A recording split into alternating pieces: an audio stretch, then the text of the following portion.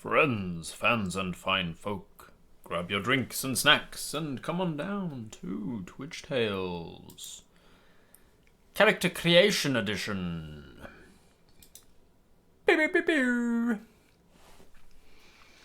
Hello. Y'all excited to make a character? Let's head over to the screen share page. Boop! Boop, boop, boop. Making a character for today, we are going to be talking about the Twitch Tales live. So it's going to be set in my world of Rin. We are going to be doing a standalone story though, so it is a story where we're doing a Pokemon trainer. We might be a Beastmaster Ranger maybe.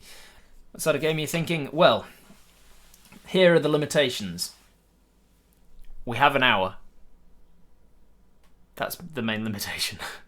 We have an hour, everybody. So how it's going to work is it's going to be much more.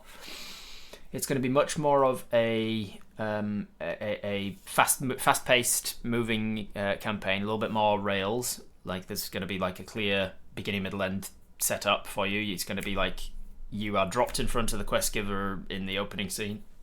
The quest giver lines out exactly what the quest is, and then you have to go and do the thing. So there's going to be time for roleplay, but there's going to be action involved. Not necessarily combat, but action. Puzzles and riddles and mini games and things maybe. What we've got though is kind of a choose your own ending style. I think what's going to work for this character for this 1 hour of game. I think what's going to work is that we get a series of choices that are 2 or 3 selections basically, and I write it as if it's like a branching puzzle kind of thing, and we have like 2 or 3 choices at each section, and I just say, if you want to go with option A, put your flag up. All right, put your flags down. If you want to go with option B, put your flag up. Okay, put your flag down. Put option C. And then I'll just kind of take a visual gauge and I'll be like, it seems like the B's had it, so let's go with option B. We're gonna go down. We're gonna climb down the trapdoor. And it'll be a bit more fast-paced, a little less decision-making, I think. A little less deliberation over the decision-making, I think.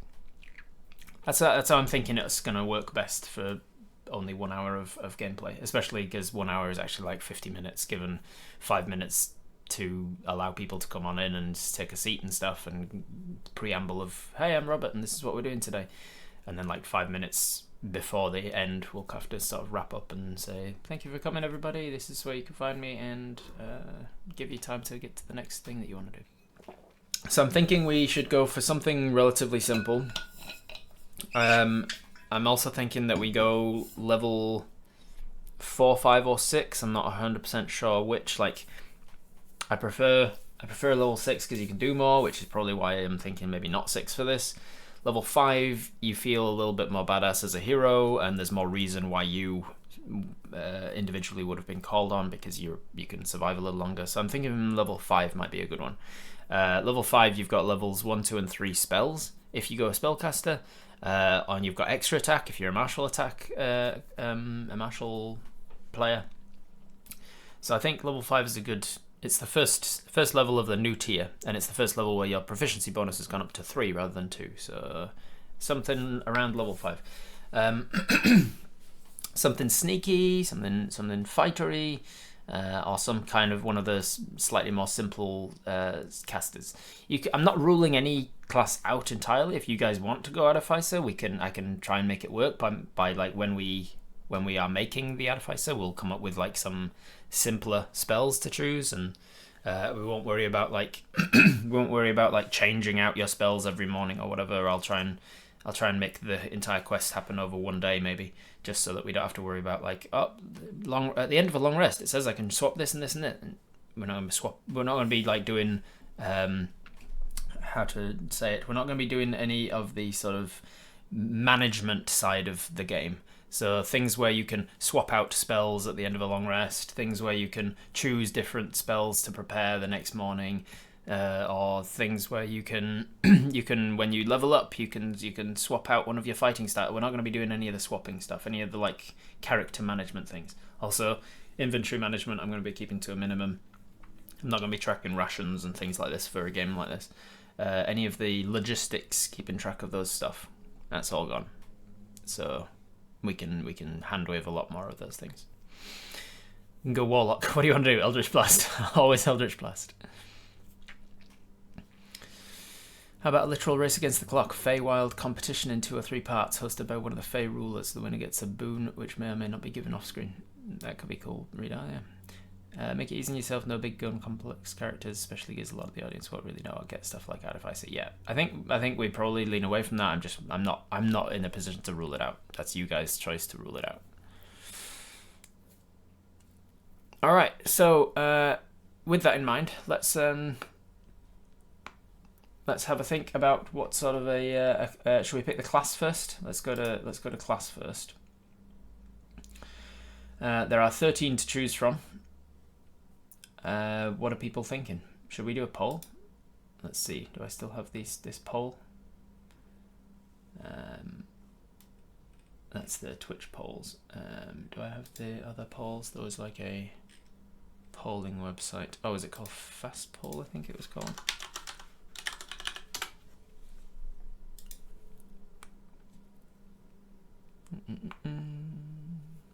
All right, let's create a poll. Class. Option 1, Artificer. Option 2, Barbarian. Option 3, Bard. Option 4, Cleric. Option 5, Fighter. Option 6, Monk. Option 7, Paladin. Option 8, Ranger. Option 9, Rogue. Option 10, Sorcerer. Option 11, Warlock. And I've forgotten one.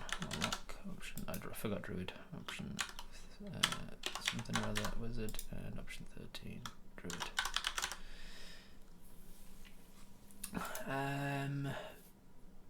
Gaming. Private.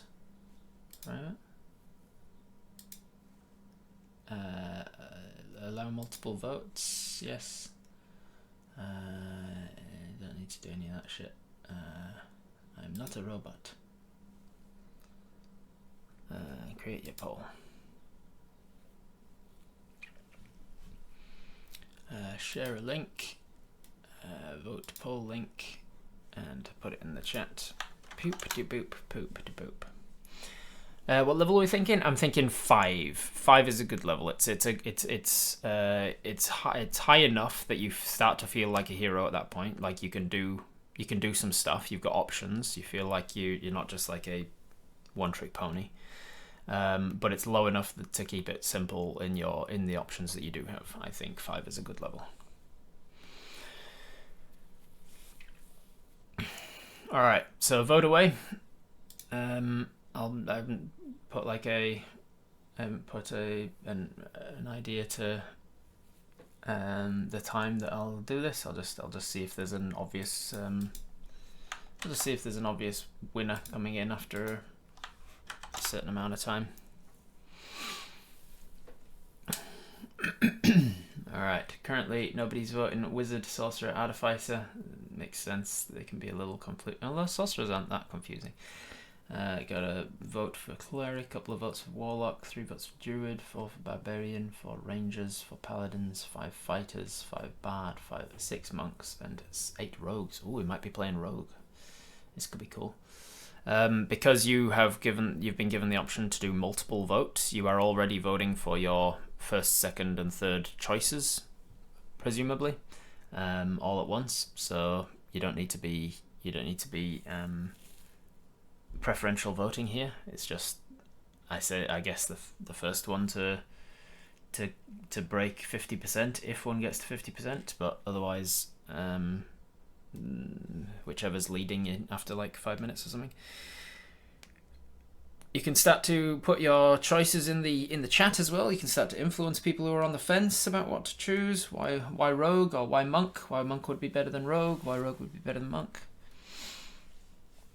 I think for the sake of simplicity in any possible combat, we should stick to one weapon attack. Yeah, probably, Sparrow. I'm going to probably avoid combat. There might be like one combat, but I'll heavily truncate it. I'll like simplify the rules of it, sort of thing. And again, I'll give you, instead of going to one person like I do with Twitch Tales usually, like a giveaway, as and when we do get into a combat scenario, I will probably just break it down to three things. Do you want to make an attack roll? Do you want to hide, or do you want to dodge, or something like that, right? Already, I don't know. Well, I'll think of like the three most likely things that anybody wants to do in a fight, and I'll say, what do you want to do? Put your flag up for attack. Okay, that's majority of you. We're gonna make an attack roll, and then I will just roll for you and whatever. Probably need a dice cam. And a screen behind me that can show the dice cam. Alright, only a few more minutes. Let's say Rogue's not getting too much more traction, but nothing else is getting any more traction either. It's definitely coming down to Rogue, Monk, Ranger, Barbarian.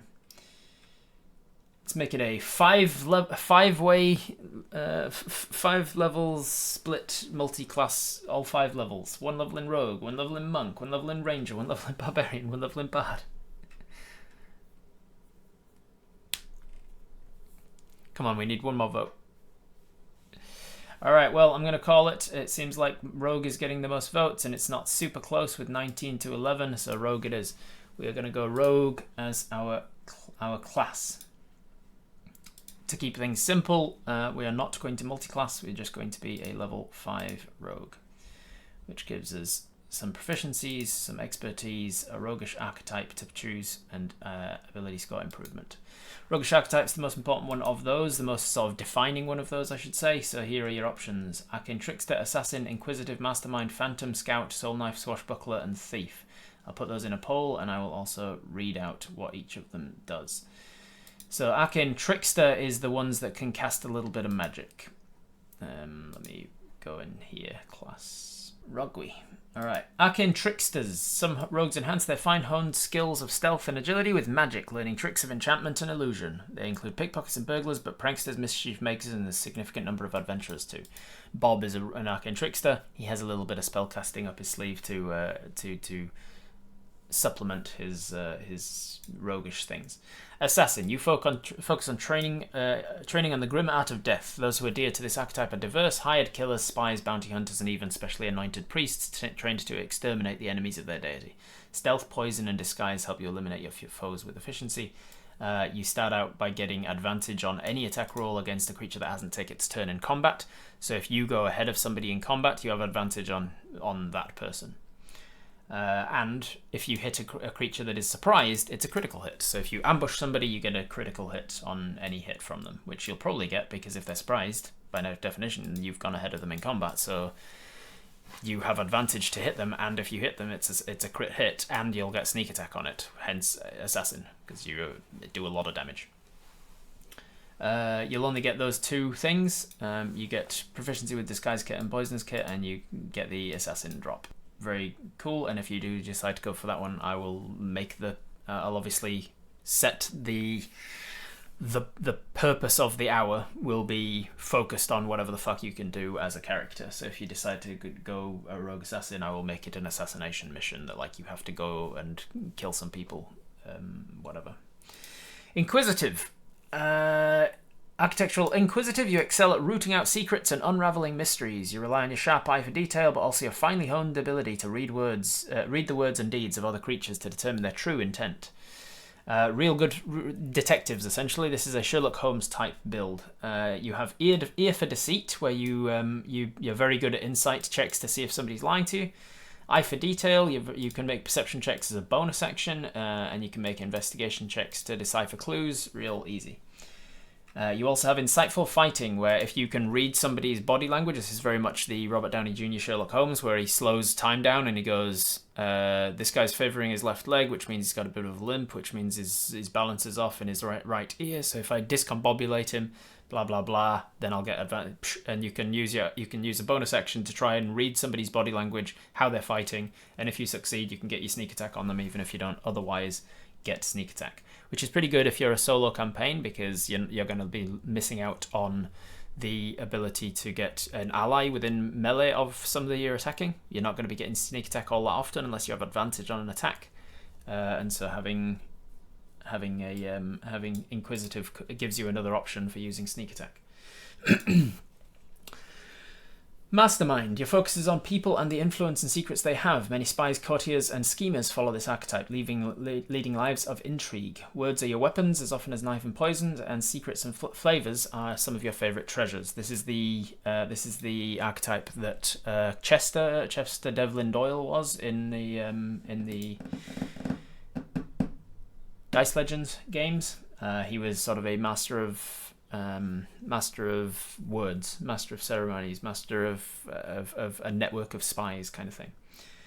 You gain proficiency with a disguise kit, forgery kit, and a gaming set of your choice, and also learn 2 languages. Unerringly, you can mimic the speech patterns and accent of a creature that you can hear for at least a minute. So you could mimic other people's accents and make it sound like he was a native speaker of that land. And you can use the help action as a bonus action. Not super useful if you're doing a solo campaign like you will be doing for this one. If you chose this one, then I would give you some kind of a companion, or I'd make sure that when you get into a fight, there is a good chance for you to use the help action to help out somebody in the fight, maybe, just so that you're not wasting the help action. Phantom. Many rogues walk a fine line between life and death. Blah blah blah. This is just more death. A death rogue.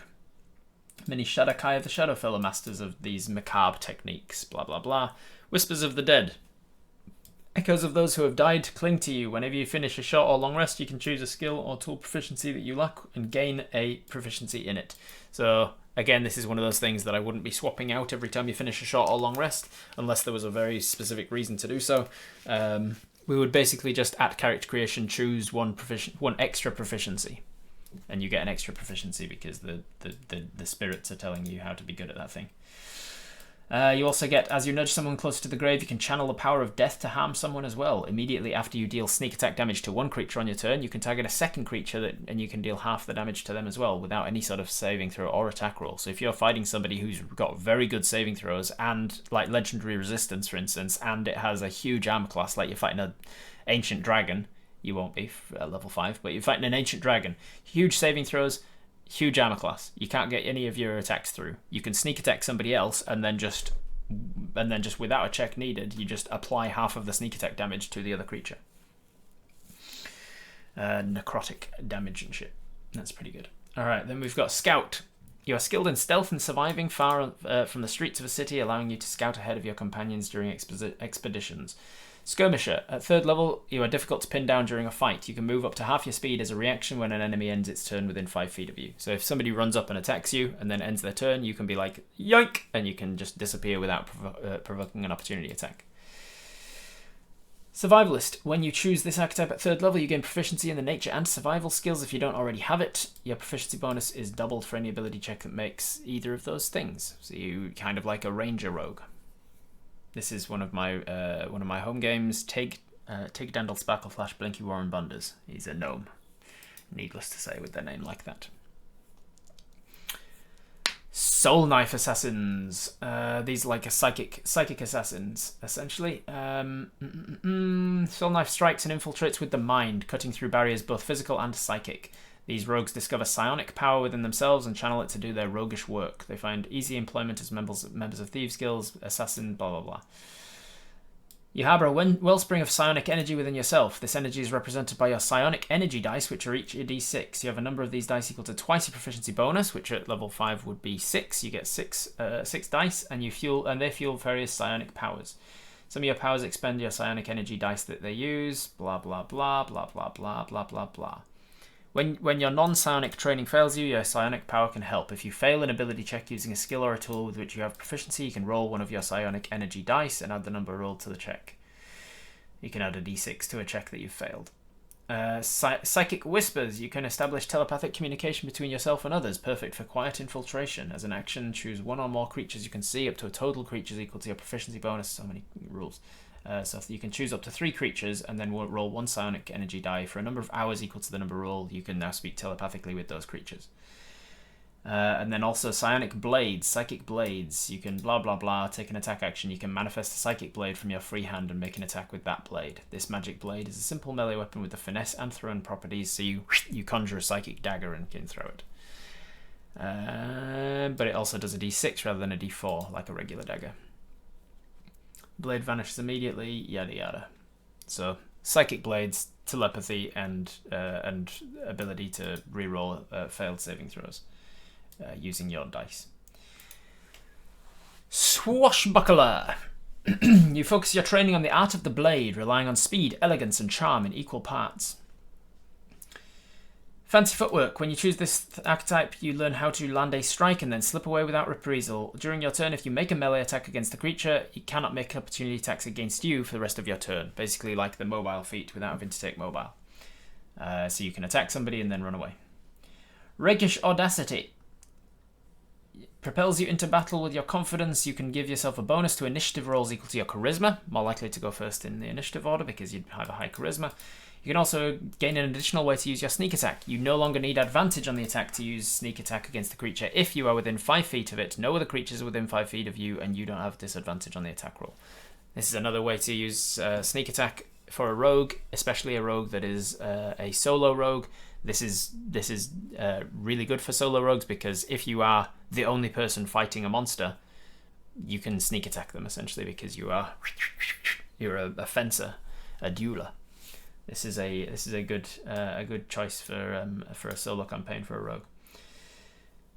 And then finally, Thief, one of the originals, one of the OGs. You own your skills in the larcenous arts.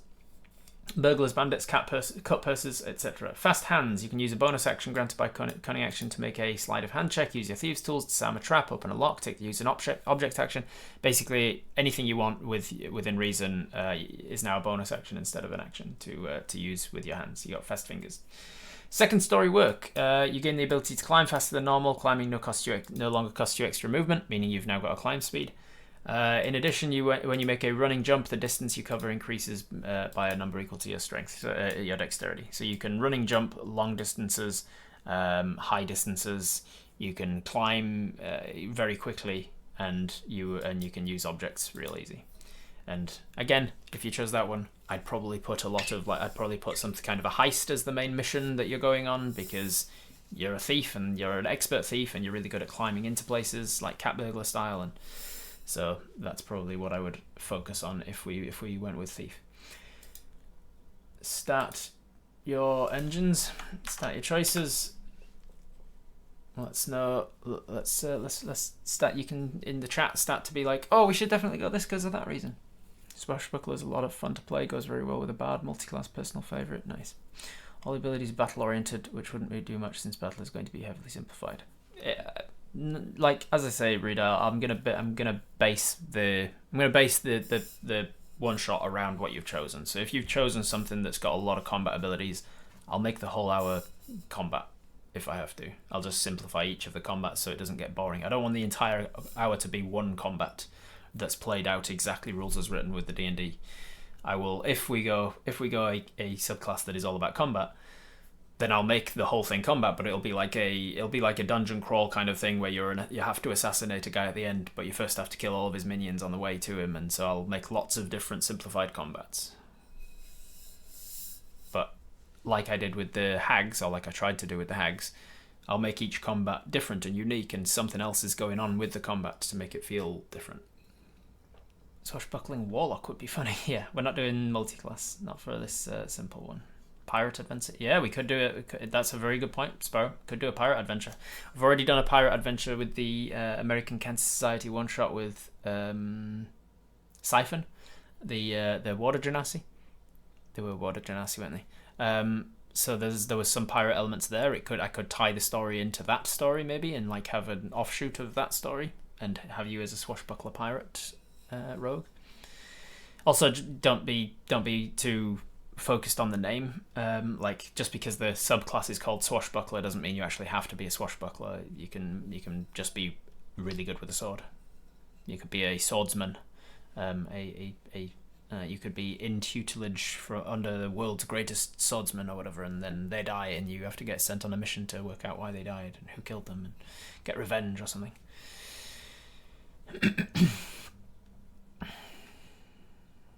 We're not stuck swashing our buckles. You can swash your buckles if you want.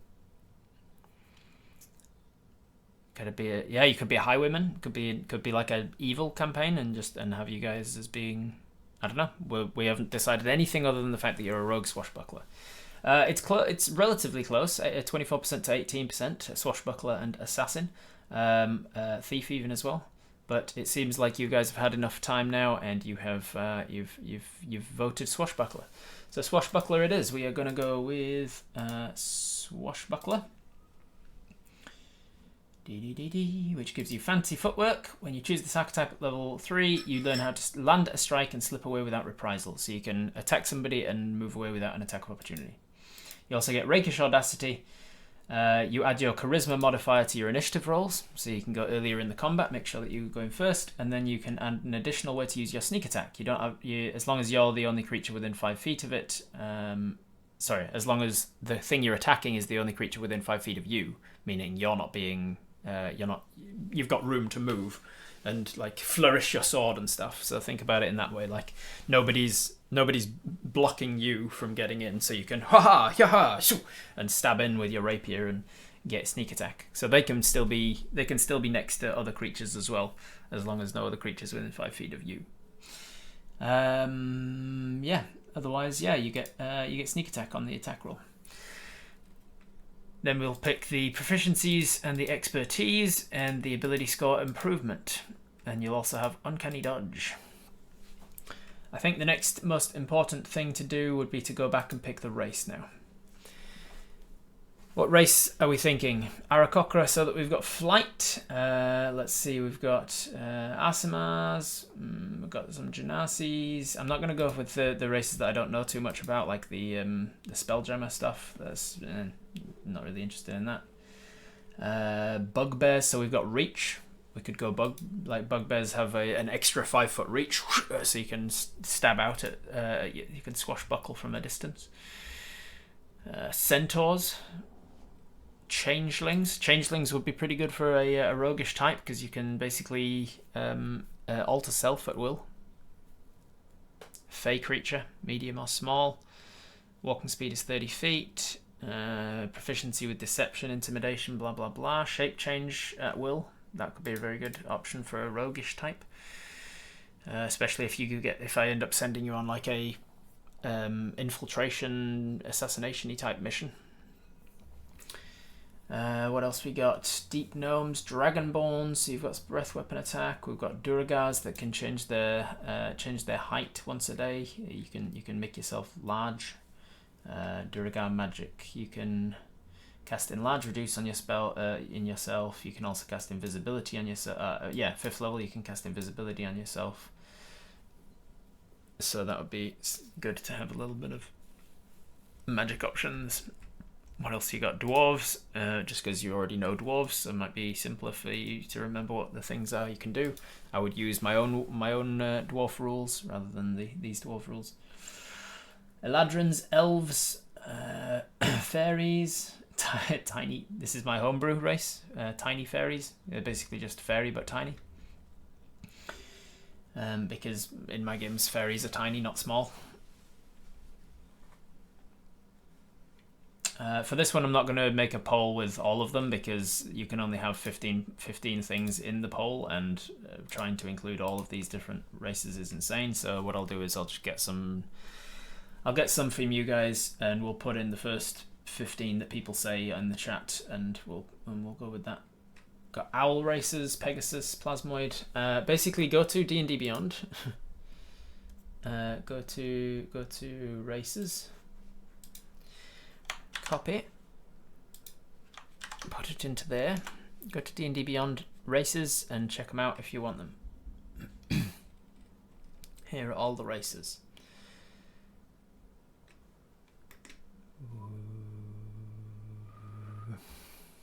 Harengon, Rabbit Folk, Kobolds, Lizard Folk, Minotaurs, Orcs, Shadowkais, Sea Elves, Satyrs, Shifters, Tabaxi, Turtles, Tritons, Water Genasi, Yunti, Kenders. Not going to go with any of the Spelljammer people. Not interested in that.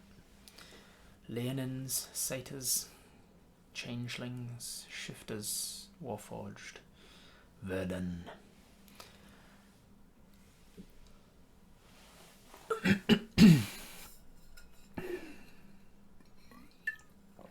How do Aarakocra hold swords? They've got arms.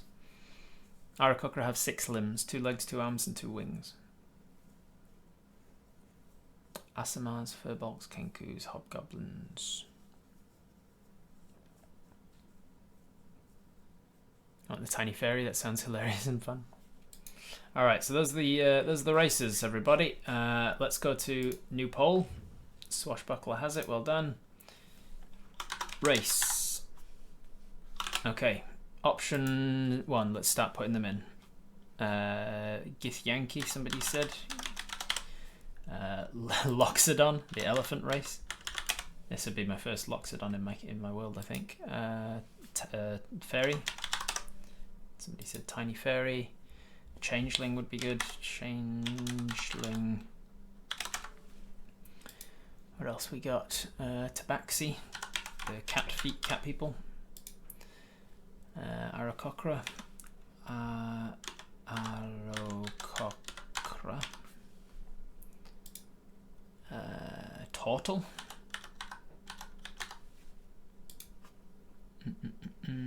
Githyanki, somebody said already. Fairy, yes, fairy. Harengon. What's up, GM Workshop? How's it going? Eladrin. Dragonborn. Tabaxi's already been said. Warforged. Add another option.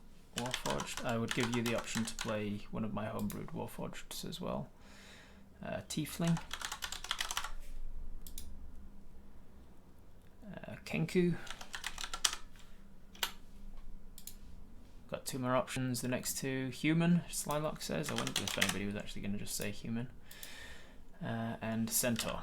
All right, those were the first options. In. All right, so it looks like it's not quite close enough to call it outright. So I am gonna go with a poll here in Twitch. We're gonna go poll.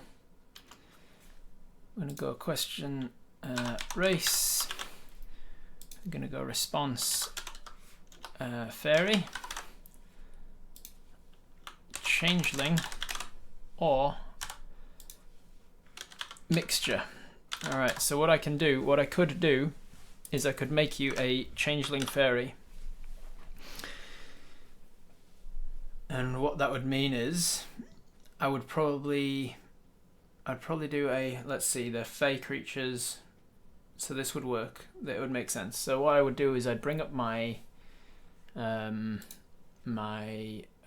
brewery, go down to playable species, playable cross species. There we are. This is a document that I have created that's available on my Patreon, like everything else I've created with the home brewery.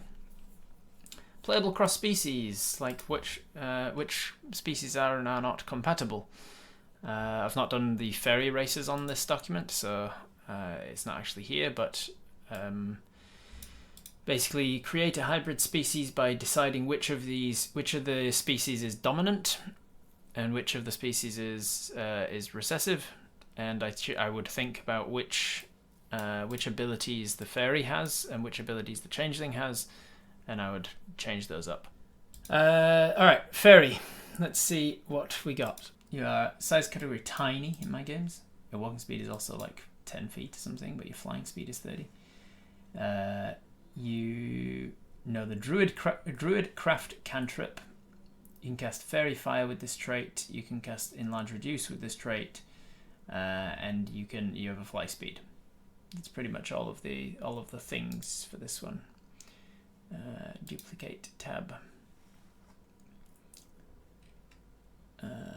Let's go back to races and look at the changeling. Changelings. You have Fey, so either way you'd be a Fey. You're medium or small, you can choose this. If you went with Fairy Changeling, you would be size category tiny. And so you'd be able to Changeling. So if you went with Fairy Changeling, you would still be a tiny fairy, but you would only be able to turn into other tiny creatures. So you'd be able to changeling yourself into other things that are of size tiny, which is like the size of a rat sort of size.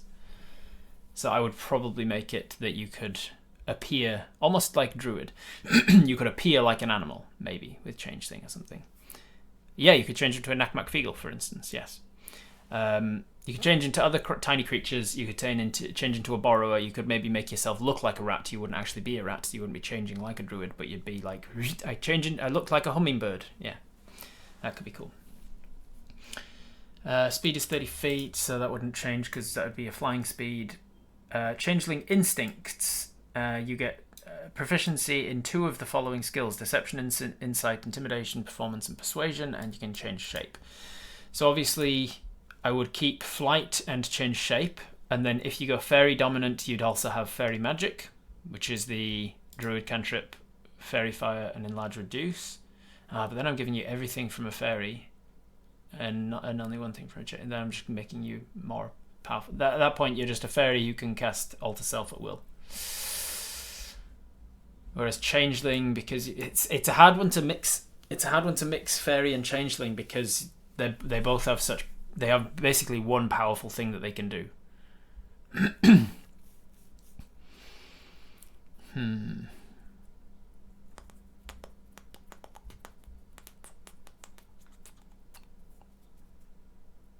Maybe I'm trying to appease a crowd too much, and I should just go with you have to choose fairy or changeling.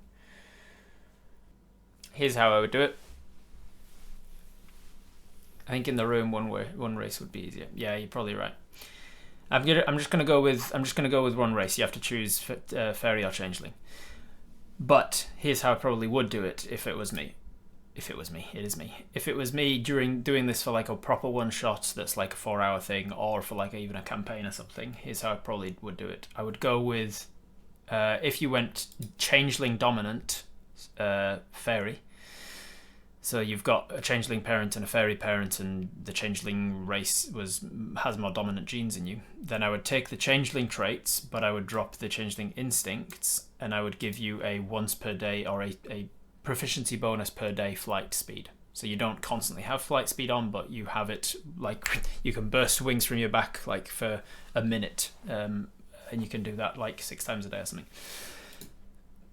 And then if you went fairy dominant changeling race, I would take the flight from the fairy, regular flight speed. I would drop the fairy magic, and then I would give you a proficiency bonus times per day. You can cast alter self on yourself, so you can't do it permanently at all times, but you can shift yourself for like up to a minute or 10 minutes or something once a day. But that, as Fancy says, is going to get a little bit more complicated, a little bit too complicated. Fairy got more votes. Fairy did get more votes, but only by 2. So I think it's still close enough that we should put it to a poll just to be absolutely clear. And because people were saying that that Twitch polls sometimes get glitchy, let's just do it in here. All right, which species should we be? We should be a fairy or a changeling. Those are your only options, guys. Changeling. Rob, if we choose fairy, will you wear fairy wings? If you, I don't. Maybe if you sourced me some fairy wings, I might wear fairy wings. Mary Gentleman Feywild one shot, please. We need this. Yeah, almost definitely. Like if you choose fairy or changeling, which are the only 2 options, they are both fey creatures. So I would probably make it that you are some kind of. You would definitely be tied into one of my archfey, maybe not the Merry Gentleman. Maybe I'll have to decide as we create more of the character. If you decide to go evil, maybe you'd be one of the evil archfey. If you decide to go sort of morally ambiguous, maybe I'll go with one of the other archfey. If you are much more of an assassin-y type or a thief type or whatever, that will inform how I decide to tie you into my fey. Not every fey in the world is linked to one of my archfey directly, but what was I saying? Not everyone is linked directly, but a lot of the stories would be more interesting to use that way. Swashbuckler. So you'd have a smaller dagger with a smaller damage to it. So like I'd basically reduce all of your damage dice by 1. So if you are using a short sword, then it would have the stats of a dagger. And if you're using a long sword, it would have the stats of a short sword. So everything would come down by one damage dice because you're tiny, but you'd still get your sneak attack as normal because that's more about where you're hitting them in vital organs rather than the amount of damage it's actually sticking in. So if you go with a dagger, it would basically just be doing a needle damage, which is like I'd do like a D3 damage, and instead of a D4. So you'd still get your sneak attack from swashbuckling. You'd zipping all over them and as they're trying to fight you off. Also, size category tiny would give you an extra armor class as well in my games. So your armor class goes down if you're medium or small. Your size category, your armor class isn't affected by your size category. But if you go below small, you get a +1 to your armor class because you're harder to hit. If you go above medium into large, you get a negative to your armor class because you're easier to hit. So you'd be flittier, slightly harder to hit, but you would reduce your damage because of it. So, and it's vice versa for large creatures. You get an easier armor class to hit, but more damage when you hit things. If Fairy had a bow, what would that look like? Shooting pebbles, probably like a some kind of like a pencil that's been bowed back by a piece of dental floss, and then firing toothpicks. We are the fly. All right, let's have a look. Yep, it's not changing. It seems most of you have voted already. It is 62%, so we're going to go with Fairy. All right, we are locking this person in. Let's go with Fairy, and you are going to go with my own homebrewed Fairy, which is here. Fairy Tiny Homebrew. You are a Fae. Your walking speed is 30 feet. That should have changed, actually. I thought I'd changed that. Your walking speed is not 30 feet, but you have a flying speed equal to 30 feet. And your size category, Tiny. Your carrying capacity in kilograms is your strength score multiplied by 2.5. Alright. So, tiny creature and fairy magic. And we're going to be using a charisma as our spellcasting ability for that, because charisma's the swashbuckler thing. Awesome. All right, so we are a level 5 tiny fairy rogue. I'm going to turn on these optional features as well because I do like to use steady aim. Now we need to choose our proficiencies and our expertise. Making picnic sibling, maybe we could be. A mosquito. A fairy barbarian. What else would be funny? Fairy barbarian. A barbarian. Fairy that's confused and thinks it's a bee and wears stripes. Could be, yeah.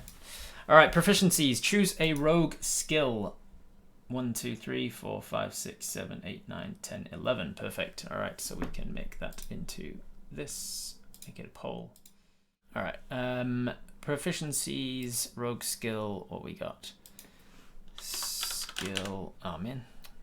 Grab this to a different page. We get to choose 4 of these. Acrobatics, athletics, deception, insight, intimidation. Acrobatics, athletics, insight, what was it? Insight, intimidation, something. Damn it. Deception, insight, intimidation. Deception, insight, intimidation. Intimidation and salutation. Investigation, perception, performance. Investigation, perception, performance. Investigation, perception, performance. Investigation, perception, performance. And then the last one's persuasion, sleight of hand, stealth. Persuasion, sleight of hand, stealth. Persuasion, sleight sleight of hand, stealth. Alright, the tibbity bap, the dibbity babbity boop, deep bap boop. Allow multiple votes, so you should vote for all of the ones that you want to choose, all of your favourite options, because we can choose 4 of them. I will just take the top 4 that comes from this list. So vote for all of the options that you want to take proficiency in for this character. Ability score improvements. Might want to straight up take in straight deception, dexterity, or might want to take dexterity or charisma for that. But we also might want to take a feat. I also give you a feat at first level, so you're going to get a simple feat. Intimidation would be funny for a fairy, yeah. Yeah, you are likely to have your highest skills in charisma and charisma and dexterity. So any of the dexterity things is leaning into that even further and being extra good at those things. Likewise with the charisma-based ones, intimidation and stuff, you are extra good at those things. And like I've mentioned a million times before, I will be building the one-shot around this character. So like, if you do lean into having intimidation, I'll give you chances to use that. I'll give you things that you can intimidate. Would be a shame if your eyes got poked out. How are we going with it? Alright, stealth is looking like a leader for sure. Followed by acrobatics, doing some aerial maneuvers. Deception, perception. And then we're going to need a tiebreaker between these ones, it seems.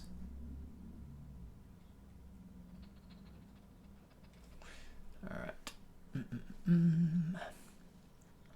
Alright, well, it's definitely going to be stealth. That one's coming in hot. Everybody loves stealth as a rogue. And being able to successfully hide is going to be important for getting your sneak attack. If like ambushing people and stuff. So we're going to go with stealth. Acrobatics and deception seem to be high on the list as well. Acrobatics and deception. So we're going to take both of those. Acrobatics and deception. And then it seems like perception is coming in next. Perception is always very useful to have, so we're going to take perception. But keep answering the question, because what we're going to do now is we're going to jump forwards to the background area. You are Fae, so you're going to know Common and Sylvan most likely. I'm going to put you in the Feywild, so you're probably going to know Sylvan. I'm going to maybe make you from the Feywild, even if you're not in the Feywild. There's a million backgrounds, and I don't really use the background features, the features of a background all that much, so I'll just use custom and configure it into 2 proficiencies. 2 skills and 2 tools, 2 skills and 2 languages, 2 skills, a tool and a language. Which do you guys prefer? We're going to be getting 2 skills either way, but do you want 2 tools, 2 languages, or 1 of each? Tools are things like woodcarver's tools, thieves' tools, tinker's tools, poisoner's kit, herbalism kit. 2 tools, 1 of each. I guess I'm gonna have to put this to a poll. I'm gonna put this to a poll right here in the Twitch chat. Proficiencies. 2 tools, 2 languages, 1 of each. I like the idea of a tiny fairy being good with jeweler's tools and making intricate, dainty jewellery. That could be pretty cute. So get in and vote for the tools and the languages and things. Oh, it's an overwhelming majority saying 1 of each, it seems. So we're going to go with 1 of each, even before the like with 24 votes for 1 and 4 and 3 for the others. We're not going to get a swing of the vote here in the next minute and a half. So we're going to go with 1 of each. 2 skills, 1 tool, 1 language. Background feature, I don't know. It doesn't matter. Let's just go with. Let's go with the guild artisan, because of the jeweler idea, just for fun. Even if we don't pick jeweler's tools, just because it was on my mind. And then the characteristics doesn't matter. Doesn't matter any of them. This one, whatever that one is. Save. And we get to choose different skills, which is why I said to keep voting for that skills poll here. Because we've done stealth, acrobatics, deception, perception, and then the next 2 would be persuasion and sleight of hand. So we will take persuasion and sleight of hand. We'll take persuasion and sleight of hand from your background. Okay, cool.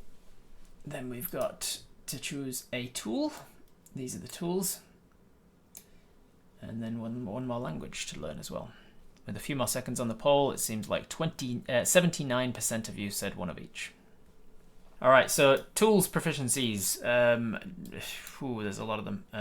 Here's your options. Oh shit. These are your options: alchemist supplies, bagpipes, brewer's tools, calligraphy, carpenters, cartographers, cobblers, cooks, dice, disguise kit, dragon chest, drum, dulcimer, flute, forgery, glassblower's tools, herbalism kit, horn, jeweler's tools, leatherworker's tools, lute, lyre, mason's tools, navigator's tools, painter's supply, pan flute, playing card set, poisoner's kit, potter's tools, shawm, smith's tools, 3 dragon anti-set, tinker's tools, land vehicles, space vehicles, water vehicles, a vial, weaver's tools, or woodcarver's tools. Let's first put a poll as to do we want it to be a musical instrument? Musical instrument. Yes or no? Because then that can cut out some of them. 3 minutes to decide. Musical instrument. If the poll isn't showing, I guess you can use the ups and downs instead. I should have probably just done the ups and downs. Do you want the? There's a lot of people voting pan flutes. Do we want it to be one of the musical instruments, or do we not want it to be musical instruments because we want some of the tools or supplies instead? Anything that says supplies or whatever. All right, with 64% of the vote, no, we're not going to pick a musical instrument for this. So what tool are we going to pick? We've got alchemist supplies, brewer's supplies, calligrapher's supplies, carpenter's tools, cartographer's tools, cobbler's tools, cook's utensils, a dice set, a disguise kit, a dragon chess set. Do we want a gaming set? Painter's tools, tiny mustaches on everything. Smith's tools, potter's tools, poisoner's kit. The poisoner's kit could be smart to take for an assassin-y type. Wasn't there a poison option? There is, yeah, poisoner's kit. All right, let's put another poll, just a nice, quick 1 minute poll this time, which is just going to be a gaming set, which is the dice, the cards, the dragon chess, the 3 dragon ante, gaming set. Yeah, in fact, I don't need a poll for this. Just thumbs up, yes, and thumbs down, no. You've got the emotes for it. Do we want to use a gaming set? We're gonna cut down this list to a more usable size, and then we can maybe put a poll out once we've decided. Do we want it to be one of the gaming sets that we're good at? Add proficiency to any dice games that we play. All right, overwhelming no. Unanimous no even. All right, definitely not wanting the gaming set. So we're not going to be a musical instrument, and we're not going gaming set. How many does that leave behind? 1, 2, 3, 4, 5, 6, 7, 8, 9, 10, 11, 12, 13, 14, 15. There's still way too many to put into a poll. Just in spirit of contradiction. What else have we got? Let's cut to the quick, because a lot of people were saying it anyway. Poisoner's kit. Thumbs up, thumbs down for poisoner's kit. Yes, no. Oh, we've got some yeses. Is this it's not exactly, let's see. Oh, the yeses are in the majority. The yeses have it, so I'm going to put it as a poll just to double check. This is just going to be 1 minute to decide. Poisoner's kit. Poisoner's kit. Yes or no? What class are we? We are a rogue. We're a swashbuckler rogue. We are level 5 swashbuckler rogue fairy.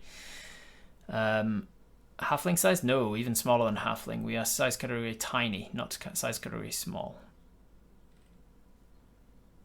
You are about the size of a house cat.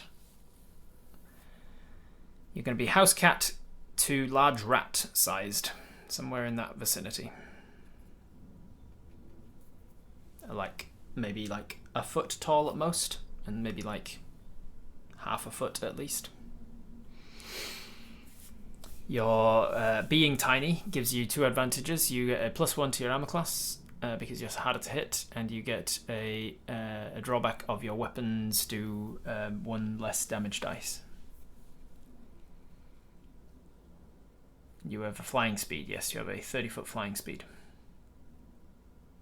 But because of your tiny little legs, you've only got like a 10-foot walking speed.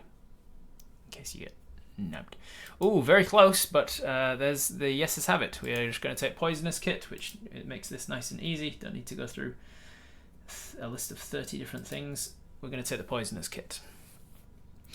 And then a language. Which other language do we want? I'm not going to spend a lot of time on this. Just give me some of the languages that you guys want, and we'll see if we can get to some kind of consensus here.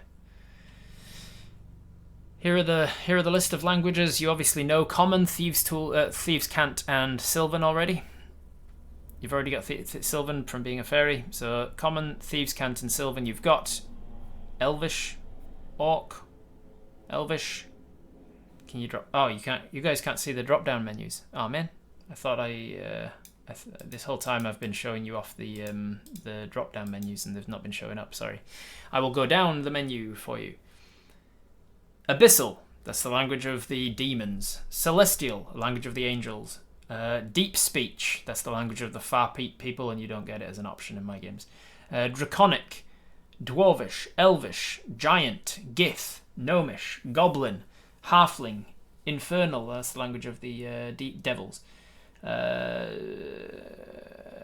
of those languages in my games. Ogre? Ogre is its own language now for some reason. Orc. Primordial. 3 Kreen. Undercommon. And that's pretty much it. Alright, we got a few options. Let me put it to a poll real quick here in chat, here in the Twitch. Language.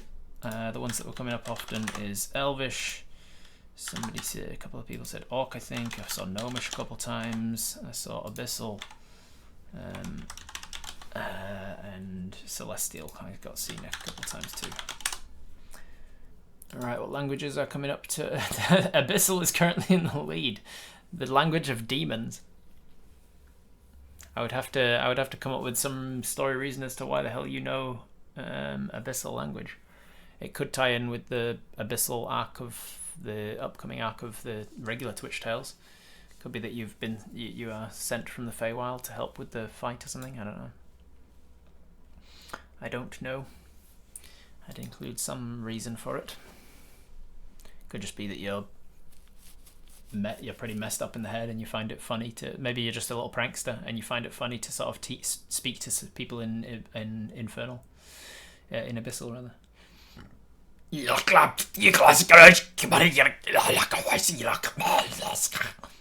And they're like, what the fuck is wrong with this fairy? Alright, Abyssal has it, but not by a majority, so let's drop off Orc and Gnomish, which would give me another 12%, which would have increased to 50. So let's go to... We're going to have to drop off all 3. Orc, Gnomish, and Celestial, so it's between Abyssal and Elvish. Maybe offense for the stolen items as a demon, so you learn the language. That's a good one, Jack Donny, that's pretty smart. Alright, 60% of the vote saying Abyssal. So you have Abyssal, you know the languages of the demons. That is interesting to know. Let's go back to the options of class now. Alright, now that we have picked our 6 different skills that we have, 1, 2, 3, 4, 5, 6, and then our tool proficiency in Thieves' Tools, the Poisonous Kit. Let me look up Poisonous Kit and how it actually works. A Poisonous Kit includes the vials, chemicals, and other equipment necessary for the creation of poisons. Proficiency with this kit lets you add proficiency bonus to any ability checks you make to craft or use poisons. So I don't know why it's not an option, but it should be. Because you're adding your proficiency bonus to an ability check made to use craft poisons, it should be one of the options for expertise as well. So I'm going to add it in as one of the options for the expertise. Tool proficiencies, there we are.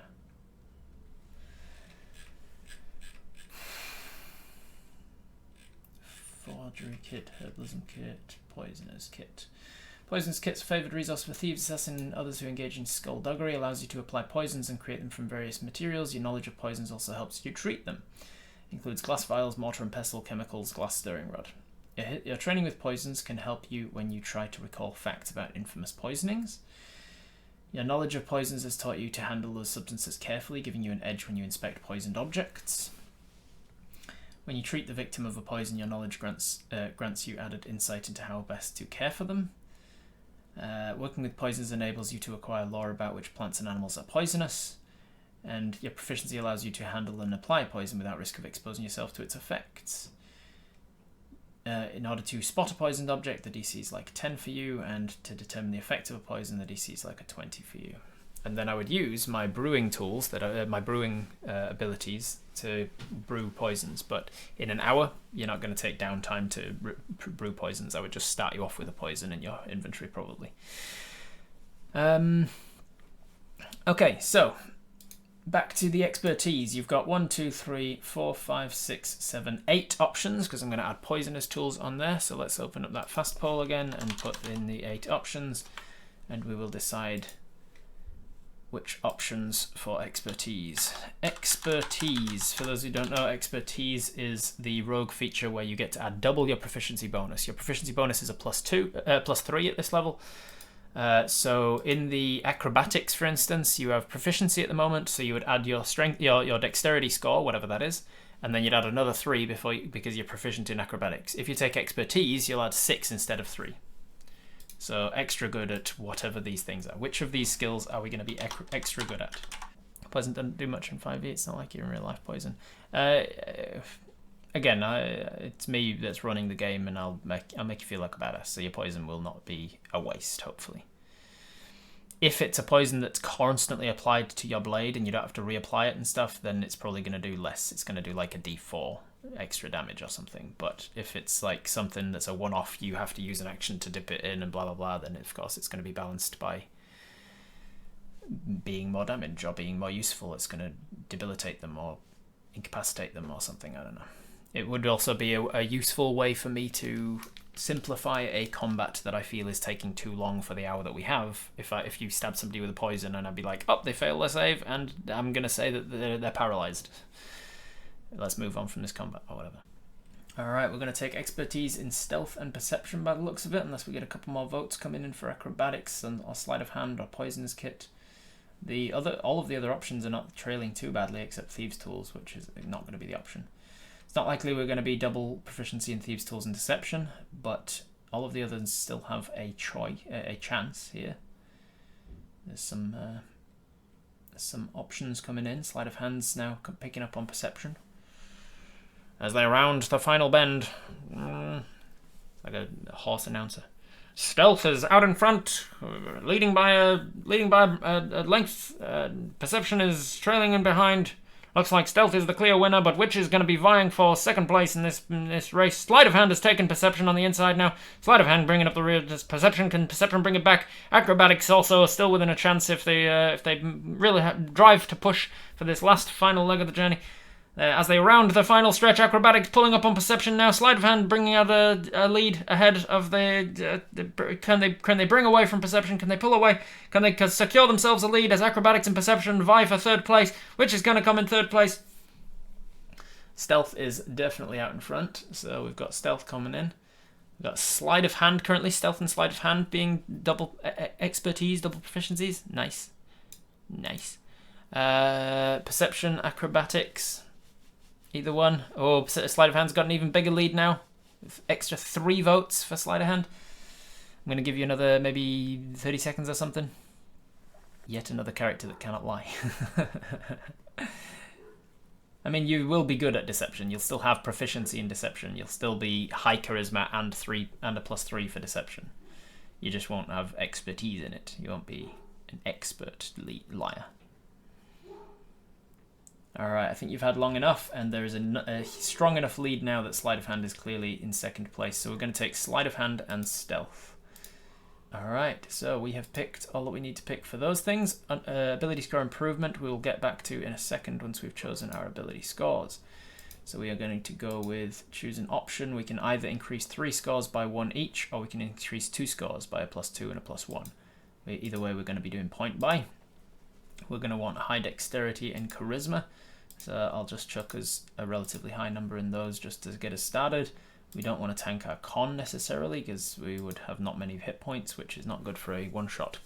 Not good for a one-person character because it's very easy to TPK you. And then strength, intelligence, and wisdom are left behind. You can drop any one of those by 2 points if you want. So you could drop down to a 6 in strength if you really wanted to tank your strength. Go for the proper min-max options.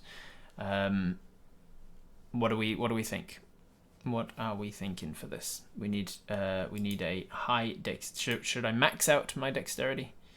If we maxed out dexterity and charisma, then we'd have very few points left to spend in anything. If we took an average across the board, we could do an average in everything and a max in dexterity and charisma, and then we could take one more point into one of these things and then go with the +3 option, for instance, and go dexterity, intelligence, charisma, something. So if we wanted to do this, then we could go max, above average, and then average in everything else. We could also drop down one of them to a negative, so that you're really weak, for instance, but you have then more points to spend into something else, like being above average in intelligence or whatever. You could even be below average in 2 different things and properly min-max out. I think there's too many options here, so let's say, should we go... Let's go case by case, and let's go thumbs up, thumbs down, right? For yes, no, and let's say the first question is, do we want to max out our dexterity? Yes or no?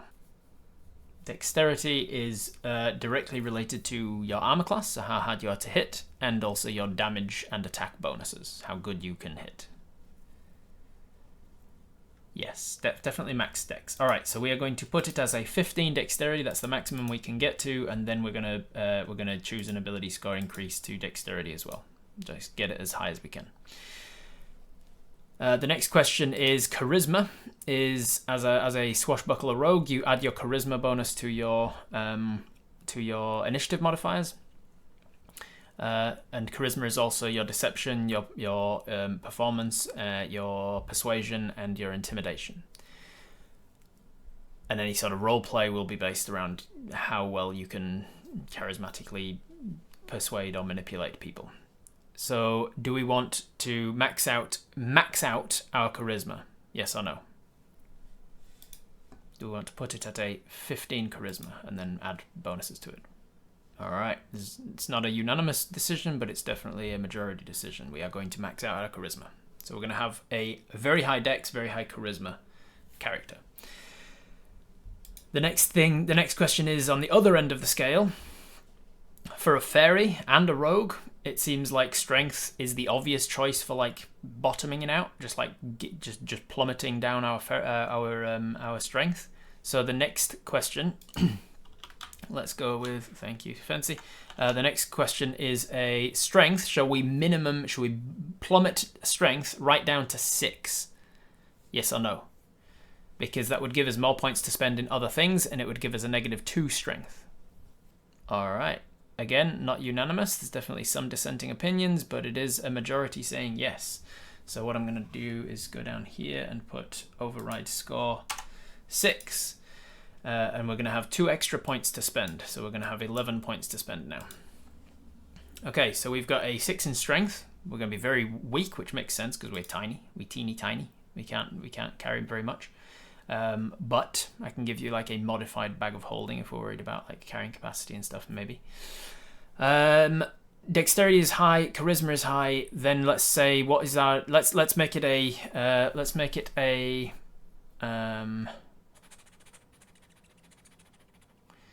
kind of thinking like this is going to have to be a poll because there's 3 options now. I'm going to go with which is our next highest stat. Constitution, intelligence, or wisdom. Next highest stat. Con, int, and whiz. All very useful stats to have. Constitution is currently winning. it's winning by such a margin that even with a minute left on the poll, it is clearly not going to get overtaken. So I'm just going to call it there. Constitution is the next highest. So let's see, how many points could we put into it to get the most out of things? We could save that by putting it into here. So we could go 13 maybe, and then let's see. We could then go ability score. We could increase our dexterity, our constitution, and our charisma, for instance, like this. And then we've got 6 points left to spend. We could do intelligence. So we could do average in both of these, and then have 2 more points to spend and go up to a 12 in one of them.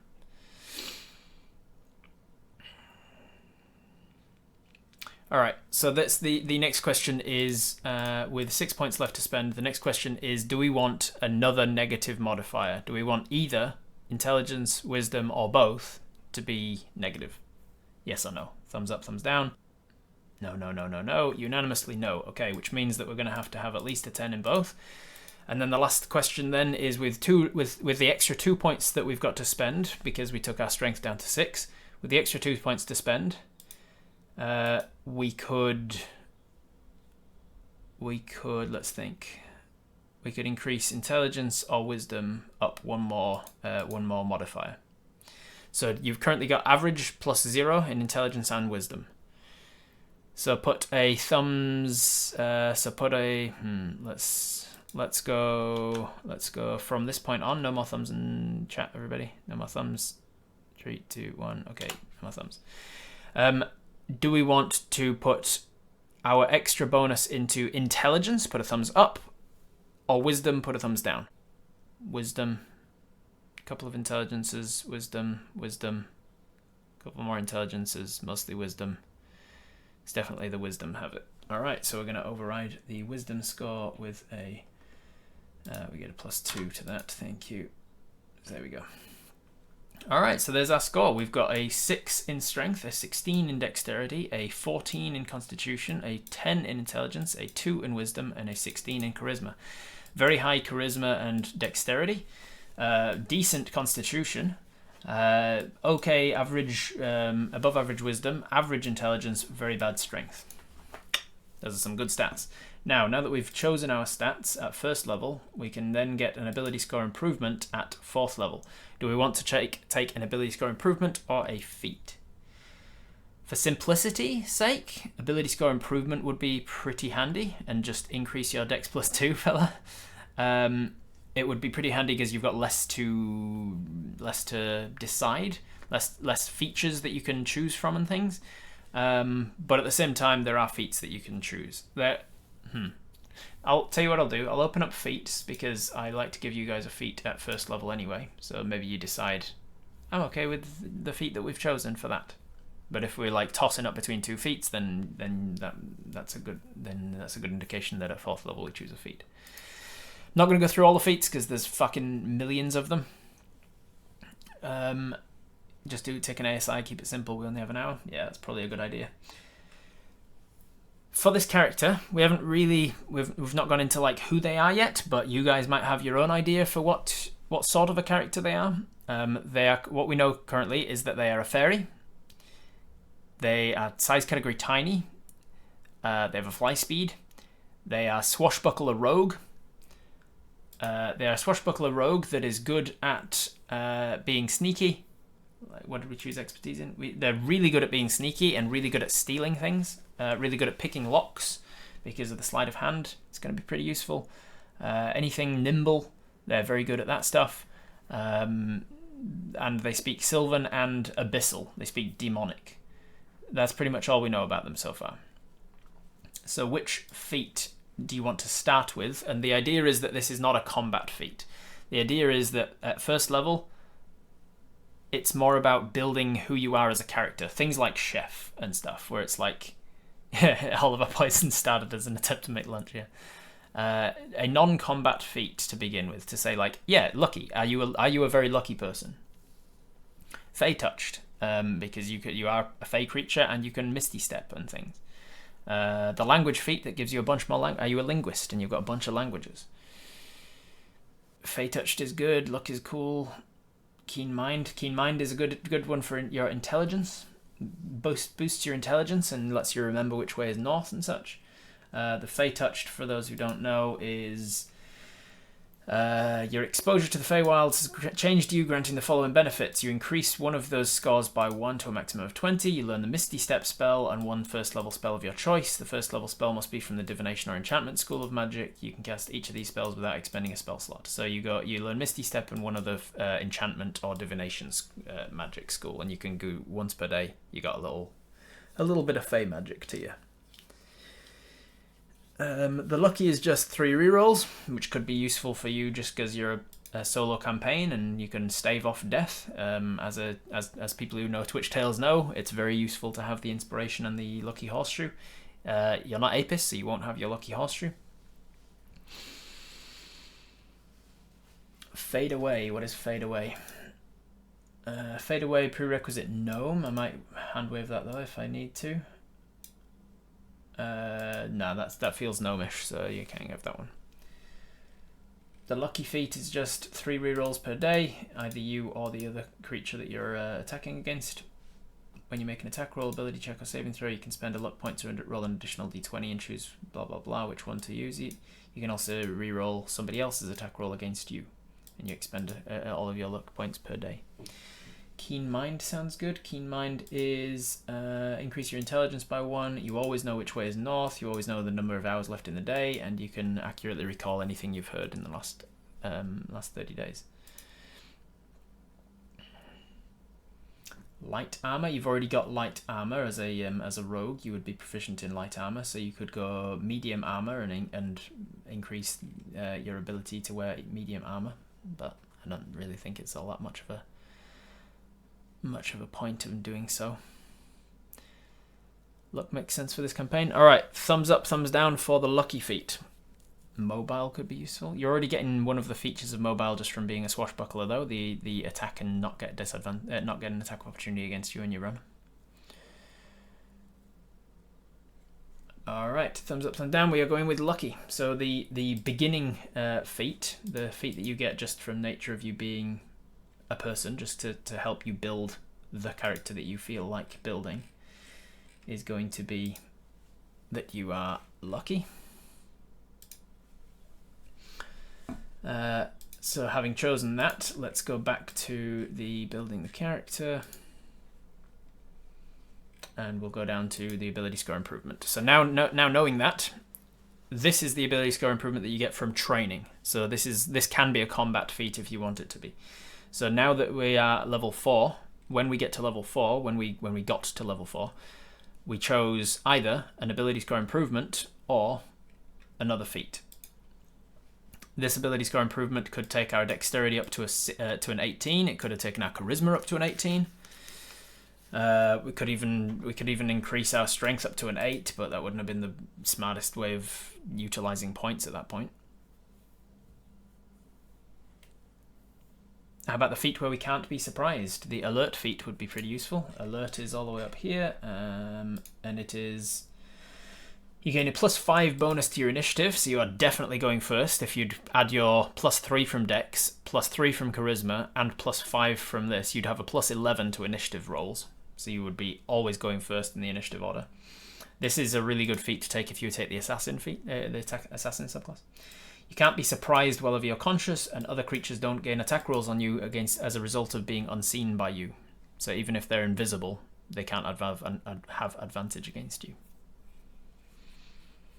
We've got the Poisoner kit. We should take the Poisoner feat. The Poisoner feat is all the way down here. You can prepare and deliver deadly poisons, granting you the following benefits. When you make a damage roll that deals poison damage, it ignores resistance to poison damage. That's pretty good. You can apply poison to a weapon or piece of ammunition as a bonus action instead of as an action. That's pretty good. And when you gain proficiency with the Poisoner's kit, we already had it. So if you took this, I would give you expertise in Poisoner's kit because you took Poisoner's kit as a proficiency already. You're gaining it from 2 different sources, so I would give you expertise with it. With 1 hour of work using a Poisoner's kit and expending, I don't worry about costs. I choose the costs because economy. You can create a number of doses of potent poison equal to your proficiency bonus when supplied. So 1 hour of work and some amount of expended materials, you can create 3 poisons. Once applied to a piece of weapon ammunition, it retains its potency for a minute or until you hit with it. Must succeed in a con save or take 2d8 poison damage and become poisoned until the end of your next turn. Poisoned gives them disadvantage on attacks and saves and things, so that's pretty useful.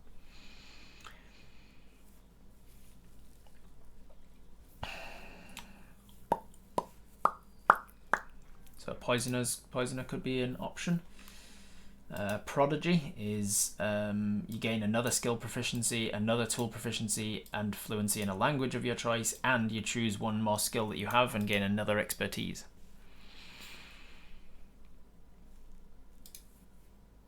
Resilient is a simple one that you just gain a +1 to one of the skills of your choice, and then you gain proficiency in that saving throw. So if you wanted to be proficient in con saves, you could take that, for instance.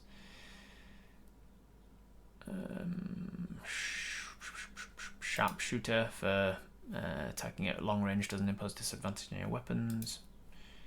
Skill expert, +1 ability score, proficiency with a skill, and expertise in a skill. How are we healing ourselves? Healing potions, I guess. You could take the healer feat. Healer feat says when you use a healing kit to stabilize a dying creature, it regains 1 hit point. That one's probably not going to come up a whole lot often, but this one's really useful. As an action, you can spend a use of a healer's kit to tend to a creature and to restore 1d6 plus 4 hit points to it, plus additional hit points equal to the creature's maximum number of hit dice. Your maximum number of hit dice is 5, so you would restore 1d6 plus 9 to yourself, and you can do so once every short rest. Once between short rests, you can give yourself a d6 plus 9 hit points. So that would be a good single use of hit points. It's better than a light healing potion at that point.